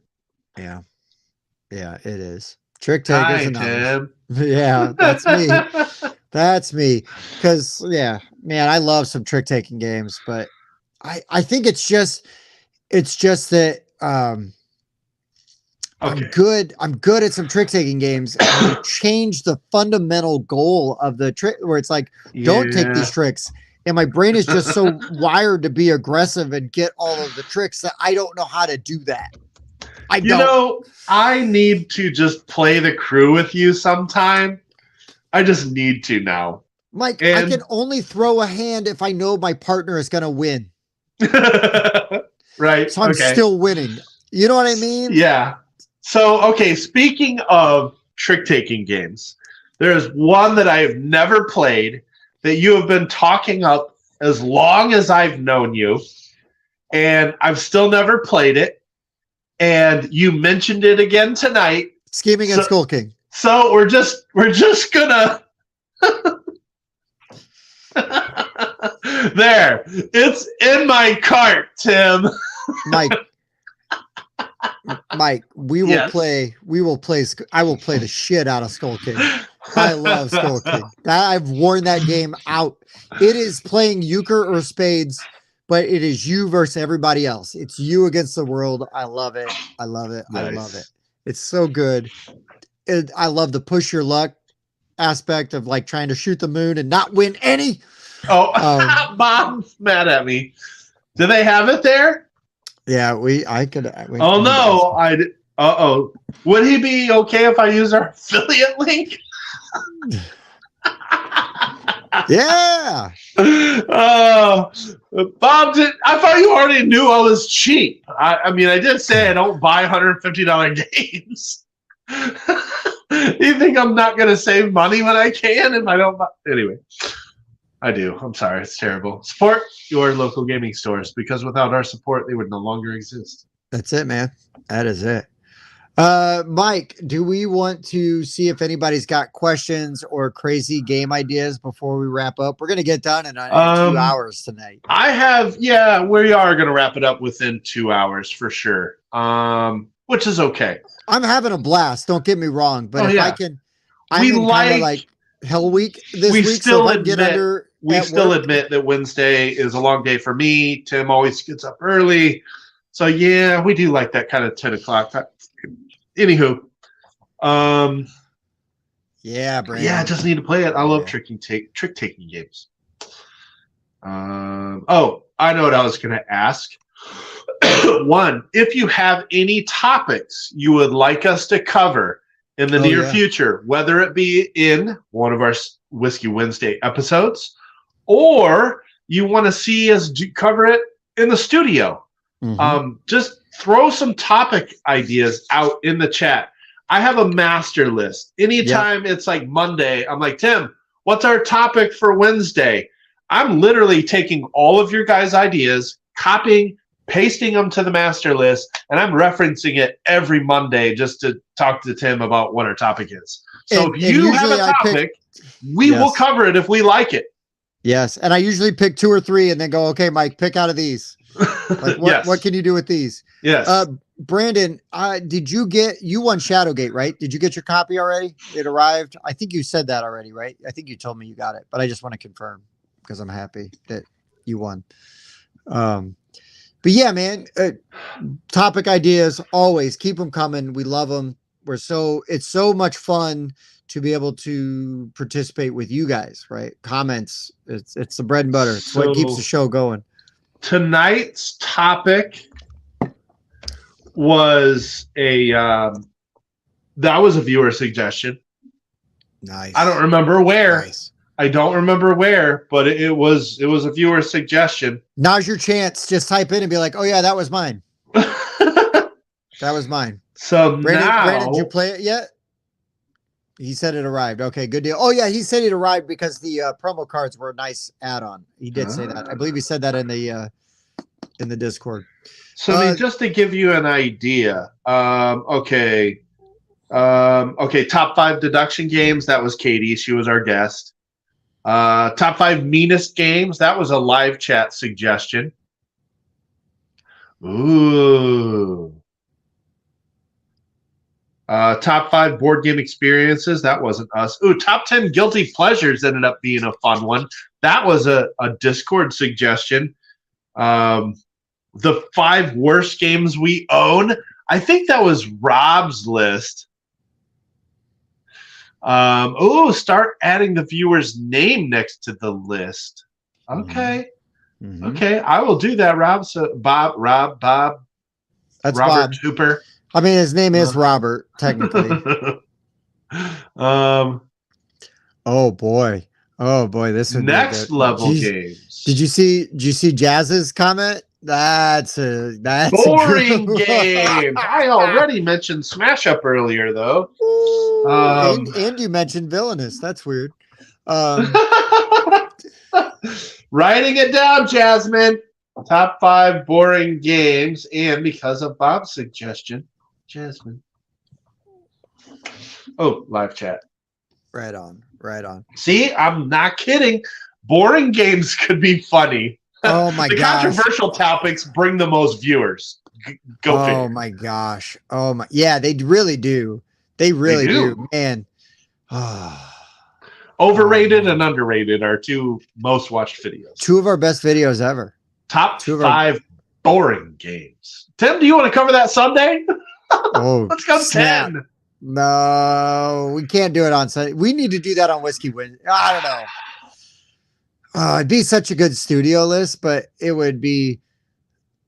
Ooh, good question, David. So I've asked. So you were the one that suggested that one. Excellent. So I'm glad that you asked. I did bring this up to Bob within a few days of you mentioning that topic because I think it is a fantastic idea. The problem is that for Bob, it's going to take him a long time to culminate that list. Honestly, to me, that list just needs to be Bob's list. That's what I'm saying. It's Bob's list. It's Bob's list. Bob's colorblind. I had an idea where maybe Bob can compile a master list that he puts into PubMeeple and he does his own ranking. Maybe he doesn't use PubMeeple. Either way, let's say Bob picks, here's 40 games that are colorblind friendly. He gives his top 10. What if we then gave our top 10 of his colorblind games? That was a thought. So yeah, that's a good way to, if he shared his top 50 with everybody else, right? And we just picked our favorite 10 out of that list. That would get the rest of us involved. We can make it a Bob show too. I mean, nobody will watch it, but we can make a Bob show. Yeah, no, but that is an excellent, David. No, man. It is a great idea. Yes, thank you, David. And we definitely want to cover that because you're right. I looked after you suggested it. There's not a lot of content out there about colorblind friendly games. Mm-hmm. The only YouTube video, the only ones I could find are 2, 3, 4 years old. So it's definitely some content we want to put out. But it's going to take a while for Bob to put that list together. You heard the man, Bob. He's requesting it again. Bob, that was a few weeks ago. Get back to your lunch break so you can work. I don't want to say get to work because he's at work. But Bob, go to lunch again. Don't do your normal lunch break thing, which got you the nickname. Ooh, rule books. Worst rule books. Hey, there's our boy Wow. Gemtime Games. Hey, congratulations on your award, man. I love Yeah, seeing Paul. I love seeing your post on Facebook. Thank you for sharing in our Discord. Very happy for you, and I'm really looking forward to. I'm going to keep pressuring you and bothering you until you send us a copy of your game so we can talk about it. He will. I know, but I'm just going to keep putting the public pressure on you. But yeah, man, congrats. I love seeing guys that like chat us up do well. Like we're pulling for you. We're pulling for you. I don't know if Bob's played Ingenious or not. So but- Jason, there was a top 10 pet peeves video. That was a studio episode that was about 2 months ago. I was not in that one. I did get thrown under the bus, however. And I was not in studio to defend my unchecked sneeze. I guess Andrew watches to make sure everybody checks every sleeve, every sleeve. That sneezes go into the sleeve or the elbow and nowhere else. If not, you will get checked by the warden of sneezes. Yeah. So the best thing about having Andrew on that episode is that Andrew was the perfect person to have on it. If we're going to do an episode just pure haterade, Andrew is the guy. Andrew is the guy. He finds a way to throw me under the bus. Man, he made a comment about hosts playing music, and as you know, I play music every time I host. It's like, well, at least ask people what music to play. I'm hosting. If you want to pick the music, you host. No, I always try to be user friendly. I always try to be crowd friendly with my music picks. You know. And yeah, Brandon, we're not gonna cheap out and just do like, Candyland. No, that's no boring game ever. No, we're gonna pick good games. And David, that sounds like a horror story, and I'm a horror fan. That sounds awful, dude. That sounds awful. Yeah. I got a question just for everybody because this is just interesting. Does anybody else, whenever I get a game that I know has been used, does anybody else go through the game and count every single component to make sure it's there? Because I do. Always. I never do. I count every meeple. I count every chit. I count every card. I don't know why. Oh, anybody who wears a tank top in studio is oh, dang. Oh, wow. Oh, let me go ahead and finish this. Pour. No doubt. That's like the Kermit the Frog drinking the tea meme right there while that is up. No, I don't. I just kind of, I've only been short of components in 2 games ever, so I've had pretty good luck. See. Okay, so I'm not the only one. When you open it, gosh, I don't always count them when I open the game. I guess when I sort the game, I kind of do, just to make sure. But man, because I did a trade. I traded for War of the Ring. Tim, that means I was just gonna say that means Brandon probably checked Shadowgate when he got it. Rutro. Don't look under the insert. Yeah. Do not look under the insert. Just kidding. That one was in shrink. No, when I bought War of the Ring off of somebody on BGG, right? The BGG market. I got the game. It was missing so many cards. And so I'm like, I thought Gandalf was in this game. Like, seriously, I'm going through the cards. And so I messaged the guy and he's like, oh no, my kids got into the game and were messing with it. And I didn't realize it. Oh. And I'm like, well, can you look and see if you can find all the pieces? And so we kind of emailed back and forth for a week. The dude, to the guy's credit, he gave me my money back and he helped me find somebody else that was selling it for a similar price. Nice. And so I bought that guy's game. I offered to send the guy his game back at my own cost because I get it, right? If you want this, he's like, no, just keep it for spare parts. It's out of my house, whatever.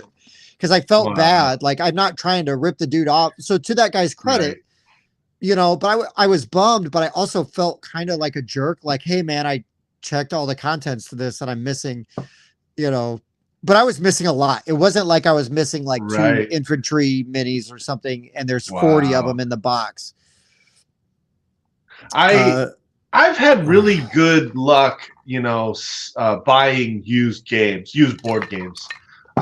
The only thing that ever bothered me was I bought. So when the Infinity box for Anachrony came out, that's when I jumped on buying first edition with the exosuits because everybody was selling them. Yes. So that's when I finally went after it. And, I spent $100 on that. And the person that sold me that game didn't pad the boxes or anything, just tossed them in boxes. Nothing happened to those boxes, thankfully.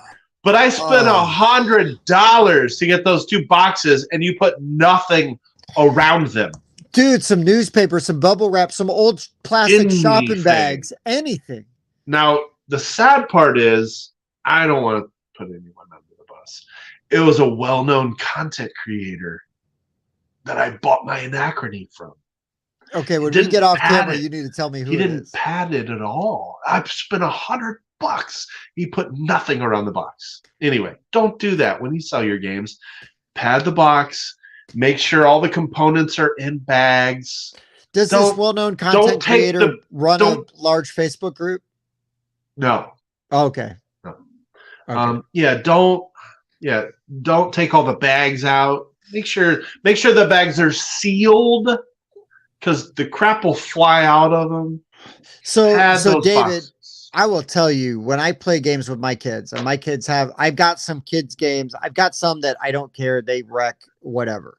But then the ones that I know are more like hobby style, I make sure that they find every component and we put it back in the box. And they hate me for it now, but there's going to be a day where they're going to thank me for it. Yeah. And yes, when anybody puts a damn sticker right on the box. Oh, God. Are you freaking kidding me? I hate it when Prospero Hall puts the sticker, like they don't shrink wrap their games. I get it, but they put those stickers. It comes off easy, but still. It does, but it leaves the sticky residue on the. I hate it. I hate it so much. Anymore.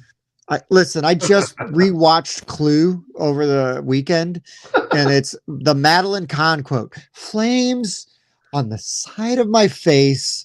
I get it. Like it just I just hate it so much. And yeah, Paul, it's just, there'll be a day where they're going to be like, oh, that game we played all the time as kids, I want to play with my kids,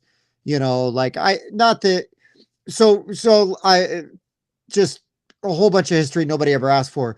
For example, my dad collected records, like blues records, like rock albums from like the 50s and 60s, lots of books and things like that. And now he is in his upper 70s, and he's starting to give my sisters and I like some of his blues albums and some of his books and stuff. But this is stuff that he bought 40, 50 years ago that he's always taken care of because he wanted to give it to his kids. And now he tells me like, hey, I don't care what you do with it. Once I give it to you, it's out of my house.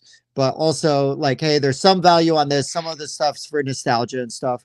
But I mean, like, dude has like the Brown Bomber, Led Zeppelin, Led Zeppelin 1, Led Zeppelin 2, Led Zeppelin 3. Nice. He's got, like Muddy Waters, John Lee Hooker, Robert Johnson album, I mean, just like all kinds of stuff in vinyl. Like when I say albums, I mean, like as that word was intended to be used, like album, vinyl, old school records, and stuff. And so I think like just inherently, like, okay, those are the things that I know are getting passed down onto me. And so like my collection and what I keep and don't sell off, or trade off throughout the years is going to get passed down. Right. And then they can do with it what they want, but there's going to be games that we've got memories with, hell, there's games I've got memories just from playing with my friends that it's like, well, I'm never getting rid of that. I've had it. Like I had such a great time playing with, Mike, Bob, Dan, and Spencer, we got so many great stories. So, speaking of which, Randy, I'm trying to get Randy to sell me games. I was going through Trade Partners the other day, and he popped up, and I'm like, hey, I recognize him. Hey, Randy's got a lot of good games. He was selling off a ton. he was selling off a lot of stuff a few years ago. I don't know if he's still selling all of those off, but I was man, like, dude, I will swing by on the way back from Julia Con. Yeah. Yeah. Anybody looking for a bunch of really good old games, you need to hit up Randy. Find Randy. He's got a lot of good stuff. But man, 4-year-old minis for 4-year-old. So here's Nick's. I don't know what to tell you, man, because when I come downstairs and poorly paint my minis down here, I've got I bought a bunch of, I've got some like cheap Reaper minis, and I got like a couple, like I had like a broken mini from like a Simon game that I had replaced. So I still have the broken one. I give those to Clark, and Clark sits and goops them up with paint and just stuff. Like, so he paints while I paint. But I'd be damned if I'm going to give him like my Ankh, like Osiris, mini, or my Anubis mini. Like, oh yeah, just play with this. Also, I would immediately ask them if there's anything else they could play with but that. Also, right away. If it's not my game, there's no way I'm letting my children touch somebody else's minis. There's no way. No way. Listen, if I'm not going to be the one that broke one of your minis because I let my kids play with it. If I go over to Julia's house, my sister, if I go over to Julia's house and she pulls out Blood Rage and hands my 6-year-old the sea monster, out of that game, that's on her. But there's no way I'm doing that. There's no way. There's no way I'm doing it. Look at this incredibly detailed and very delicate miniature, Clark. Yeah. And I'll say that those minis are actually pretty tough. Sneer, I think people are underestimating what value that holds to you. No doubt, dude. And that's disrespect to you and your property. No doubt. And I would have no problem speaking my opinion in a situation like that. You're playing my game, my property, maybe even my house. At least don't give my stuff that I value, and it may not be that valuable, sentimental value to. That would be like Mike handing me like a Drew Brees autographed football, and then I toss it to my my boy loves football, and then I'm like, Clark, you want to play catch? Go deep and just chuck it. You got a grass stain on it, like son of a. Like. Oh my God, man! That's definitely not fair, Nick. I would. It's not cool, dude. That is not cool. I got a Ron Santo autographed baseball that my bud got for me while he was at spring training. And if I was showing off that baseball to my friend and he handed it to his kid, I'd be like, "What are you doing? What are you doing? That baseball ain't worth nothing to nobody but me. But what in the hell are you doing?" That's my baseball. I got a baseball that Sammy Sosa threw into the bleachers that I caught. And only I know, and my buddy that was at the game with me know that Sammy Sosa touched that ball. But I'll be damned if I let anybody else touch that ball. Nice. You can't let that. And Paul, do you not have little kids? I got little kids. I would talk to the parent. They're the ones that handed them to him. Yeah, yes, you talk to the parent. Let's find something else. The second that I learned that the parent is that kind of parent, I'm going to be like, no. They ain't touching my stuff. Not when their kids are around.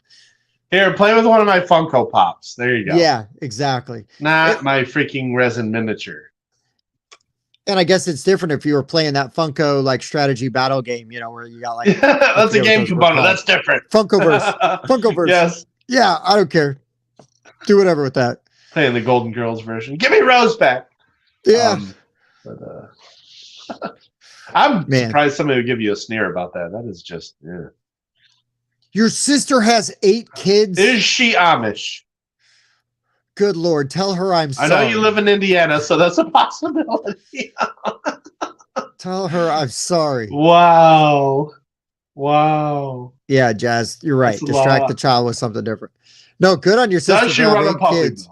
She is a brave soul. I got 2 kids, and I'm like, never again. Oh yeah, there you go. Creative solution. Yeah, Jason. When I first read that, my brain was like, and choke slammed them. Boom, problem solved. You are correct. Yes.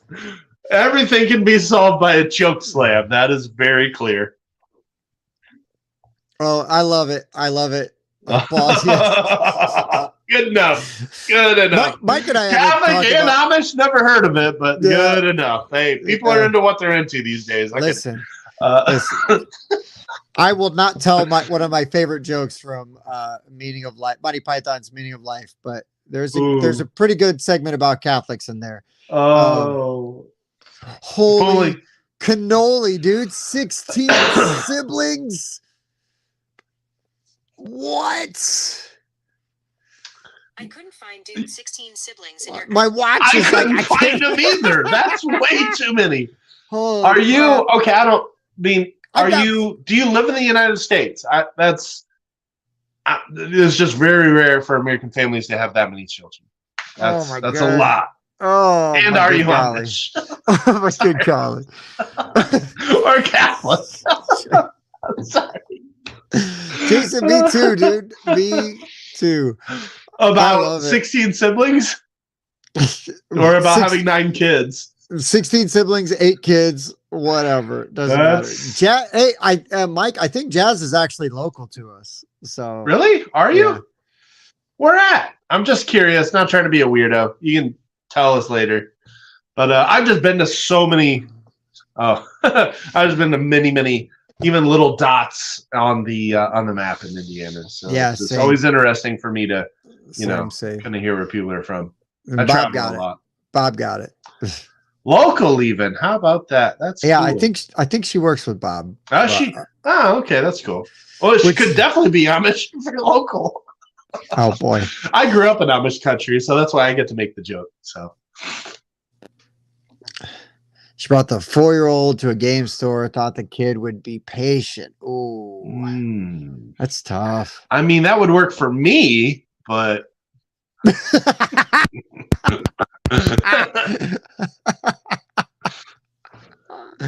Oh boy, I love it. I love it. Wait a minute. Nice. I've met you before. I don't. Oh boy, I'm a bad person because I don't remember meeting you. Did I meet you at a meetup? agreed. Yes, it is Or- definitely less common today. Yeah. Yeah, Jazz, I must have met you at a meetup, right? I must have met you at a meetup. I think it's funny. Like I grew up, at a high school that even had. I went to a high school that had Amish people, and there were people that would come from multiple states over just to like sit and watch buggies. I just think that's funny. I mean, I grew up Catholic. And like any good Catholic, I don't really practice. But it was at Can. Wait, what not? I don't know what that means, Jazz. Oh, at Fantasy. I met you at Fantasy. Was it a meetup at Fantasy? Like, was it like a game day? Interesting. How about that? Listen, Jazz, I apologize. Really, I bet you if I saw your face, I'd be like, "Oh, I remember meeting you." So he says. I'm good at faces. I am. I'm good That's at how faces. I am. If I've seen you before, I will remember till the day I die. Well, see, now here's the problem. If I went to high school with you, I do not remember who you are. Well, that's the problem with me. If I went to high school with you, I definitely remember you. I went to a small rural school, hence Amish country. And then also, like, for a long time, I had a doppelganger that was also a bartender somewhere else. And I was a bartender. So everybody would be like, "Oh, when are you working at whatever, fill in the blank bar?" And I'm like, "I don't work there." And they're like, "No, there's a dude." So there's some other really handsome bald dude with a big nose, that worked, at a different bar across town. Yeah. And no, Jazz, I'm pretty sure I'm way older than you. I think I remember like popped out probably to grab Bob because he was out there buying too many Magic cards and stuff. So, and I grew up as a Notre Dame football fan. My family is Catholic. My dad went to Notre Dame. 2 of my sisters went to Notre Dame. My niece went to Notre Dame. I get the whole Catholic school thing. So, Yeah. And everybody in South Bend goes to Catholic schools because they're better than the public schools. oh, David, that's rough. Here's the important part, David, is you were polite and you were welcoming. That's what counts. That's what counts. What else? We're We're at 2 hour mark. I We're know. at 2 hour We're mark. kind of we're fading a little. I will ask if you have more topics. Definitely let us know. I also wanted to ask if anybody thinks the graphics or the extra visual aids that we have been able to add to the show recently have been helpful or useful or add to your entertainment of the show. If there's anything else you would like to see us add as far as like these graphical capabilities, I'm totally open to trying stuff. We're constantly trying to improve. So yeah, hopefully my investment here is helping at least, bring everything together with these live. Mike, at the very least, you have provided more entertainment by queuing up the wrong banners, the wrong video, the wrong segues. So if anything, it's amazing how capable I have been just right up at this little thing right up here. And then trying to go down here and everything's laid out totally different. It's should be easier, but it's just laid out different. It's fun. And hey, 2 hours buffered twice. That's amazing, dude. I don't know. What's weird is I had that mesh thing set up last week. Didn't seem to help, but it's. Oh yeah, and tonight it is. Tonight's doing great. Man, I don't know. It's weird. Thank you. But thank you. We're trying. Like literally, people give us feedback and topics. Like, hey, I'm not content just giving you bare bones effort. You tell me a way to improve it. If we think it improves things, willing to try it. So, yeah, because if you go bare bones, Mike says too many bones. Chip Theory sent us a sword. Wow. I just get right back into that. Oh my gosh. Oh boy. David, there's like a mesh. What do they call it? What do they call that? The mesh thing. There was like it's a mesh network. So mesh network. He basically, we started him off with a network extender because we realized he was too far away from his router. So the network extender didn't really speed up his connection that much. And it looks like that mesh really did. You're getting 3 times faster speeds out of that than you are that network extender. I was Bob's trying to get that board game rundown OnlyFans thing going. Yes. I think he's plugging our Patreon, which is I could type that in and screen share it real quick, but I won't do that. We do have one. However, if you like our stuff, you should support us so Tim can get better whiskey. He's going to get some hair implant surgery. The basement thing. I actually put my router in the basement, Nix. One of them is right over here, so I should actually be as fast as I can possibly. I think the next time we change internet providers, I'm going to have that done, to be honest, because our contract's about up. Our contract's about up. We might change internet providers, and if I do, I'm going to have the guy put it down here so I can. Yes, that is what you do. Yeah. Oh, hold on. David's got a great one, real quick. And then we can sign off. Mike knows, he's already writing that down. I'm not sure what games to put on that list though. Oh, I've already got some. I talked about them tonight. Oh, Dave, man, I haven't played Tanto Cuore, but I've heard Tanto Cuore is definitely a little spicy.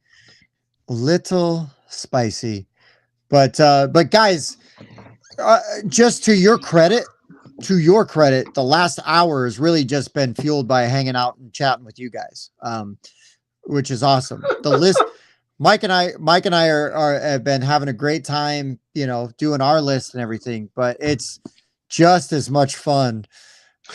We're literally just, it's been an hour of just us and you guys. So you guys definitely make the show. Yeah, that's actually why we even shortened it to a 5. We're like, we can go 2 hours, and the last hour will just be chatting with you guys. So. Yeah, and when Mike was talking about supporting the show, whether you do Patreon or not, whatever, but just like, subscribe, share, talk. That's the easiest and best way to support us, to be completely honest. That is the most effective way to support us and keep us going. We're trying to keep the channel growing, and the more people we can hang out with and interact with, I feel like all of you guys that talk to us all the time. I mean, next time I see Jasmine talking to Bob in fantasy games in between filming, I'm going to be like, ha ha ha, thank you for showing up every Wednesday. You know, and I'm going to have a lot more to talk to you about. You know, if Jason comes up with that South Bend bag, when I see the U-Haul truck with Board Game Rundown on the side of it, I'm going to know that's Jason rolling into town, you know, and we're going to, I just feel like I've just got all of these extra friends, and I love it. And I'm grateful for it. You guys are amazing. And y'all are here. We're going to have to give Hop a hard time because he didn't show up tonight and Jonathan wasn't here. So we're going to give those guys a hard time. Okay. Hop's we love them everywhere, anyways. We love them anyways. Yeah. And this is hilarious. I keep thinking of, why can't I remember what it was called? It was the MTV thing where they were clay and they were wrestling. Oh yeah, it was the fighting one. Because they had Judge Mills Lane. Yeah. Yes, all. I'm at least I can go. Celebrity Deathmatch. Celebrity Deathmatch. Those are hilarious. Oh my gosh. Yeah. Good stuff. But yeah, you guys rock. This is a blast. Hey, Meeple Saturday, Jasmine. So if you're local, come play some games with us. I will be there. Bob will be there. Tim will not be there. No. Dan will not Saturdays be there. Are tough for me. But me and Bob will be there. Also, everybody, again, local Fan Fest in Benton Harbor. It's right off the interstate. It's not that far. It's at Lake Michigan College. It's totally free, 11 to 6. There's going to be a lot of cool people there. Yeah, you're busy on, all the cool people are busy on Saturday, like me. Oh yeah, Necromolds, right? Are you talking about Necromolds, David? I really want Necromolds so bad. I really want Necromolds. If it's I want Necromolds. I don't know if that's the game you're talking about, but Necromolds is the one. And Paul, let me just say, hey man, again, congratulations on your award. And thank you so much for taking some time and jumping on with us tonight. It's good to see you over here. I know we see you on the Discord all the time. And Jason's right. If you're not on the Discord, get on there and just hang out. We chat all week. We do. All week long. I'll share it. We pick on each other. We have a great time. Lots of great memes. There's a bunch of different channels you can participate in. If you're into Marvel Snap, you know, like me and a bunch of the other guys, we talk Marvel Snap a lot. We got even a sell and trade channel. You know, we talk news, we talk Kickstarters, we just share memes and BS. And there's a lot of that too. So it is awesome. It's awesome. People asked if David, I was it Dan's is definitely brother. Necromolds. Man.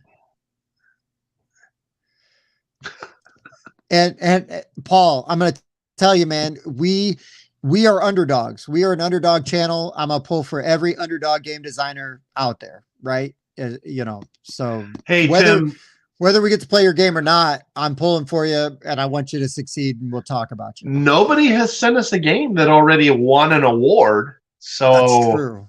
That is true. That'll be a first. An award-winning game being sent. If he does it, I will also say though, real quick though, and Mike, you didn't get to play this, but you would love this game, Solar Titans. We were just talking about Solar Titans. Man, that game's badass. It's coming to Kickstarter really soon. Oh, there's Jonathan. Jonathan, we were talking trash about you. I love you. I'm really glad you're here. No, what was go back and watch the video? Oh, it was because there was only 2 timbot.exe errors all night. All night. I love it. And see, and Jason knows about Gem Time Games because Jason's in the Discord. Obviously. Yeah. So yeah, dude. Great community in our Discord. I love that people are in there just chatting games all the time. And sometimes it's not even us. I love it. It's great. And yeah, David, Necromolds, when I saw that thing, I know 100% I could play that with my kids. So, but yeah, you guys are just the bomb. I love all of y'all. Y'all are great. I can't wait to eventually, you know, hopefully I get to meet everybody, meet every one of you, you know, show up to a con, you know, if we get big enough where we can get to a con and you're part of the world, That's a good problem to have. We're definitely going to be at Origins and Gen Con. Don't miss us there. But that's a ways away still. That's a little bit. But yeah, I can't wait. Counting the days. Mike's due for another all-day Saturday thing, I think, in April. Man, the last one you had went so badly too. Yeah. It was terrible. It was terrible. It was filled with Aberleys and I know, a bunch of them, and a game designer. Yeah, it was terrible. You know, who didn't text me back. And all I was doing was shooting his rules video. That's all. That's which like that. Matt still hasn't published. But, the good thing for you, Mike, is that Jazz is busy on Saturday, so she's not going to come either. Well, jeez.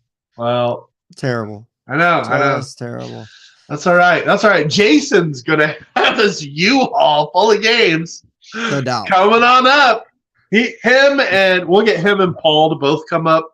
We'll get Randy to come up with Jason because Muncie is like right next to Fairmount. We got this. We're gonna have a carpool of people coming up. And I've played games with Randy before. I know Randy. Also, beware of Randy. He's a shark. So he's a shark.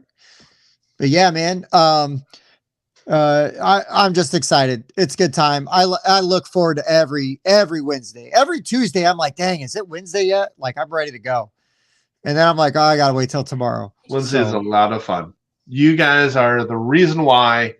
It's a blast coming on here and chatting with you guys all night for sure. Dan, unfortunately, I am. I wish I wasn't.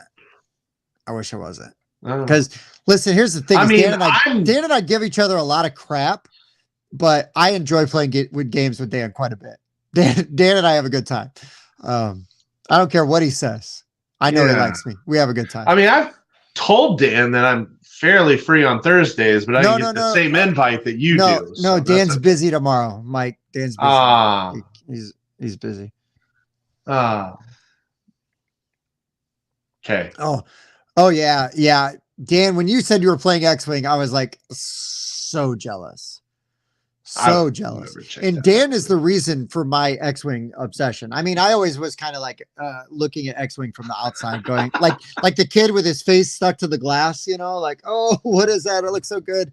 And then Dan taught me how to play it, and I'm just like, God dang, that game is just as good as I hoped. And we had a good time. Oh. Nice. Good recovery. That's good. That is good. That's all right. I'll see you Friday. Yeah. Finally, hopefully get some Frosthaven content out soon. Oh my god. Yeah. Oh, best at Star Trek, dude. It's so good to see you. We're getting ready to sign off, man, but I am really glad. I know. I'm really glad to see you, man. What's new? No, that's okay. Thanks, Dan. I was totally kidding. You go back and watch. We talked about top 5 publishers. That where we actually talked probably about 30 different publishers. But now I want to know what best at Star Trek. What Star Trek game is best at Star Trek? Best at?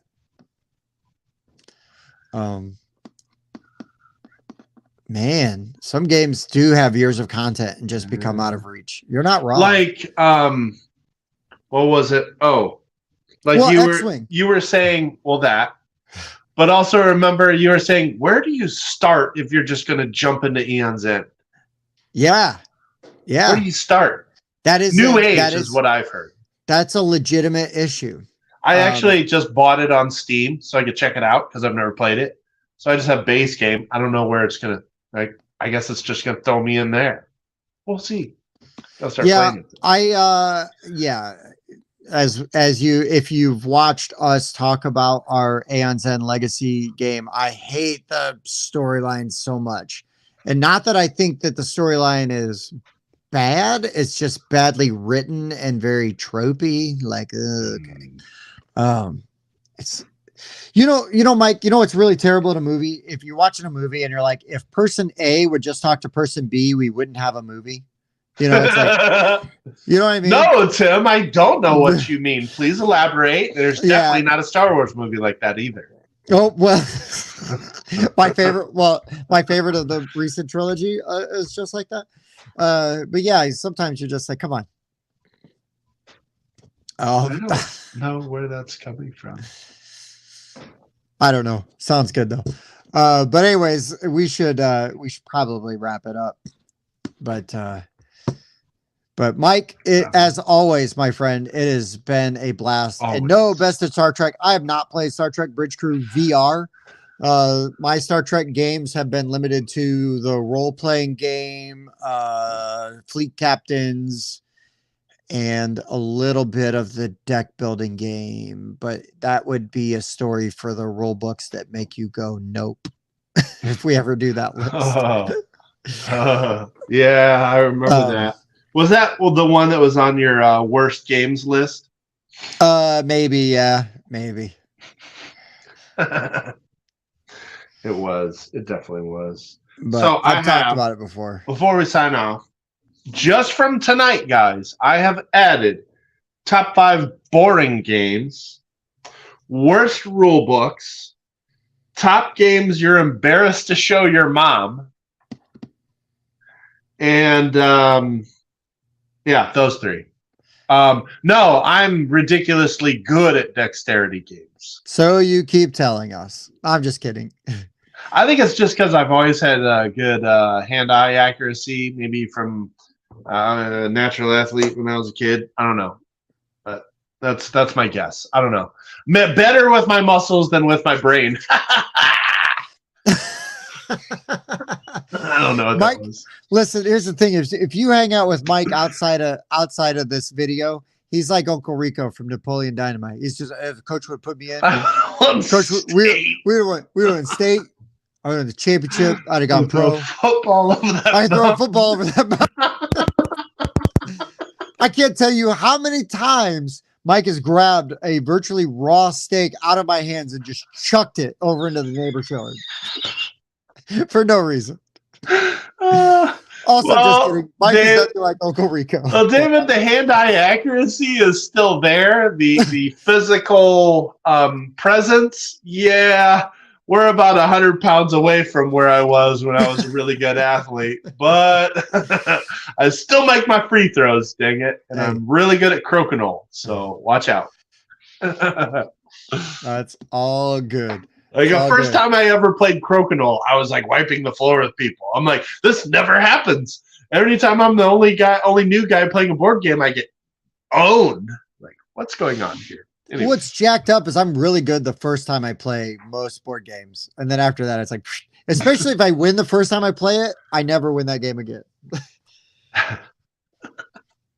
But I mean, I've literally played crokinole like 3 times. And I've never lost. Anyway. Now you're like Dan in Court of the Dead. I guess. Sick of it. Sick of it. It's sad. But all right, guys, we've been saying goodnight for 20 minutes. Y'all are awesome. I'm happy to be here. Thank you so much, Mike. Great list. It was. It really was. Great list. Super fun tonight. You guys are amazing. Wouldn't trade it for anything. So yeah, lots of fun stuff coming up. We'll be back next Wednesday. Board game around. You guys are awesome. I could throw that meeple over the mountain. Let me just tell you, only if that mountain was the mountain from Dice Miner. Yes. Oh wow. What about the volcano in Oh yeah, that's not a mountain though, right? It's a volcano. It was Mount Vesuvius. Yeah, I guess. Counts, I guess right? It was. I guess. You're like, stop crapping on my mountain. I could throw this card over that Everdell tree. This is ridiculous now. It's way ridiculous. All right, Bob's getting ahead of us now. Bob, he was Bob. Yeah, he was Bob. And there was Andrew too. There was Andrew in there somewhere. Yeah. You guys rock. Yeah. We'll see you next week. We'll see y'all next time. For the board game rundown, I've been Tim. I'm Mike. Bob, Andrew. Who is the man who went up the hill and came down a mountain? I don't know. I don't know. All the people, Dan and Bob were definitely represented strong tonight. Worst outro ever. Yeah, that's all right. Y'all rule.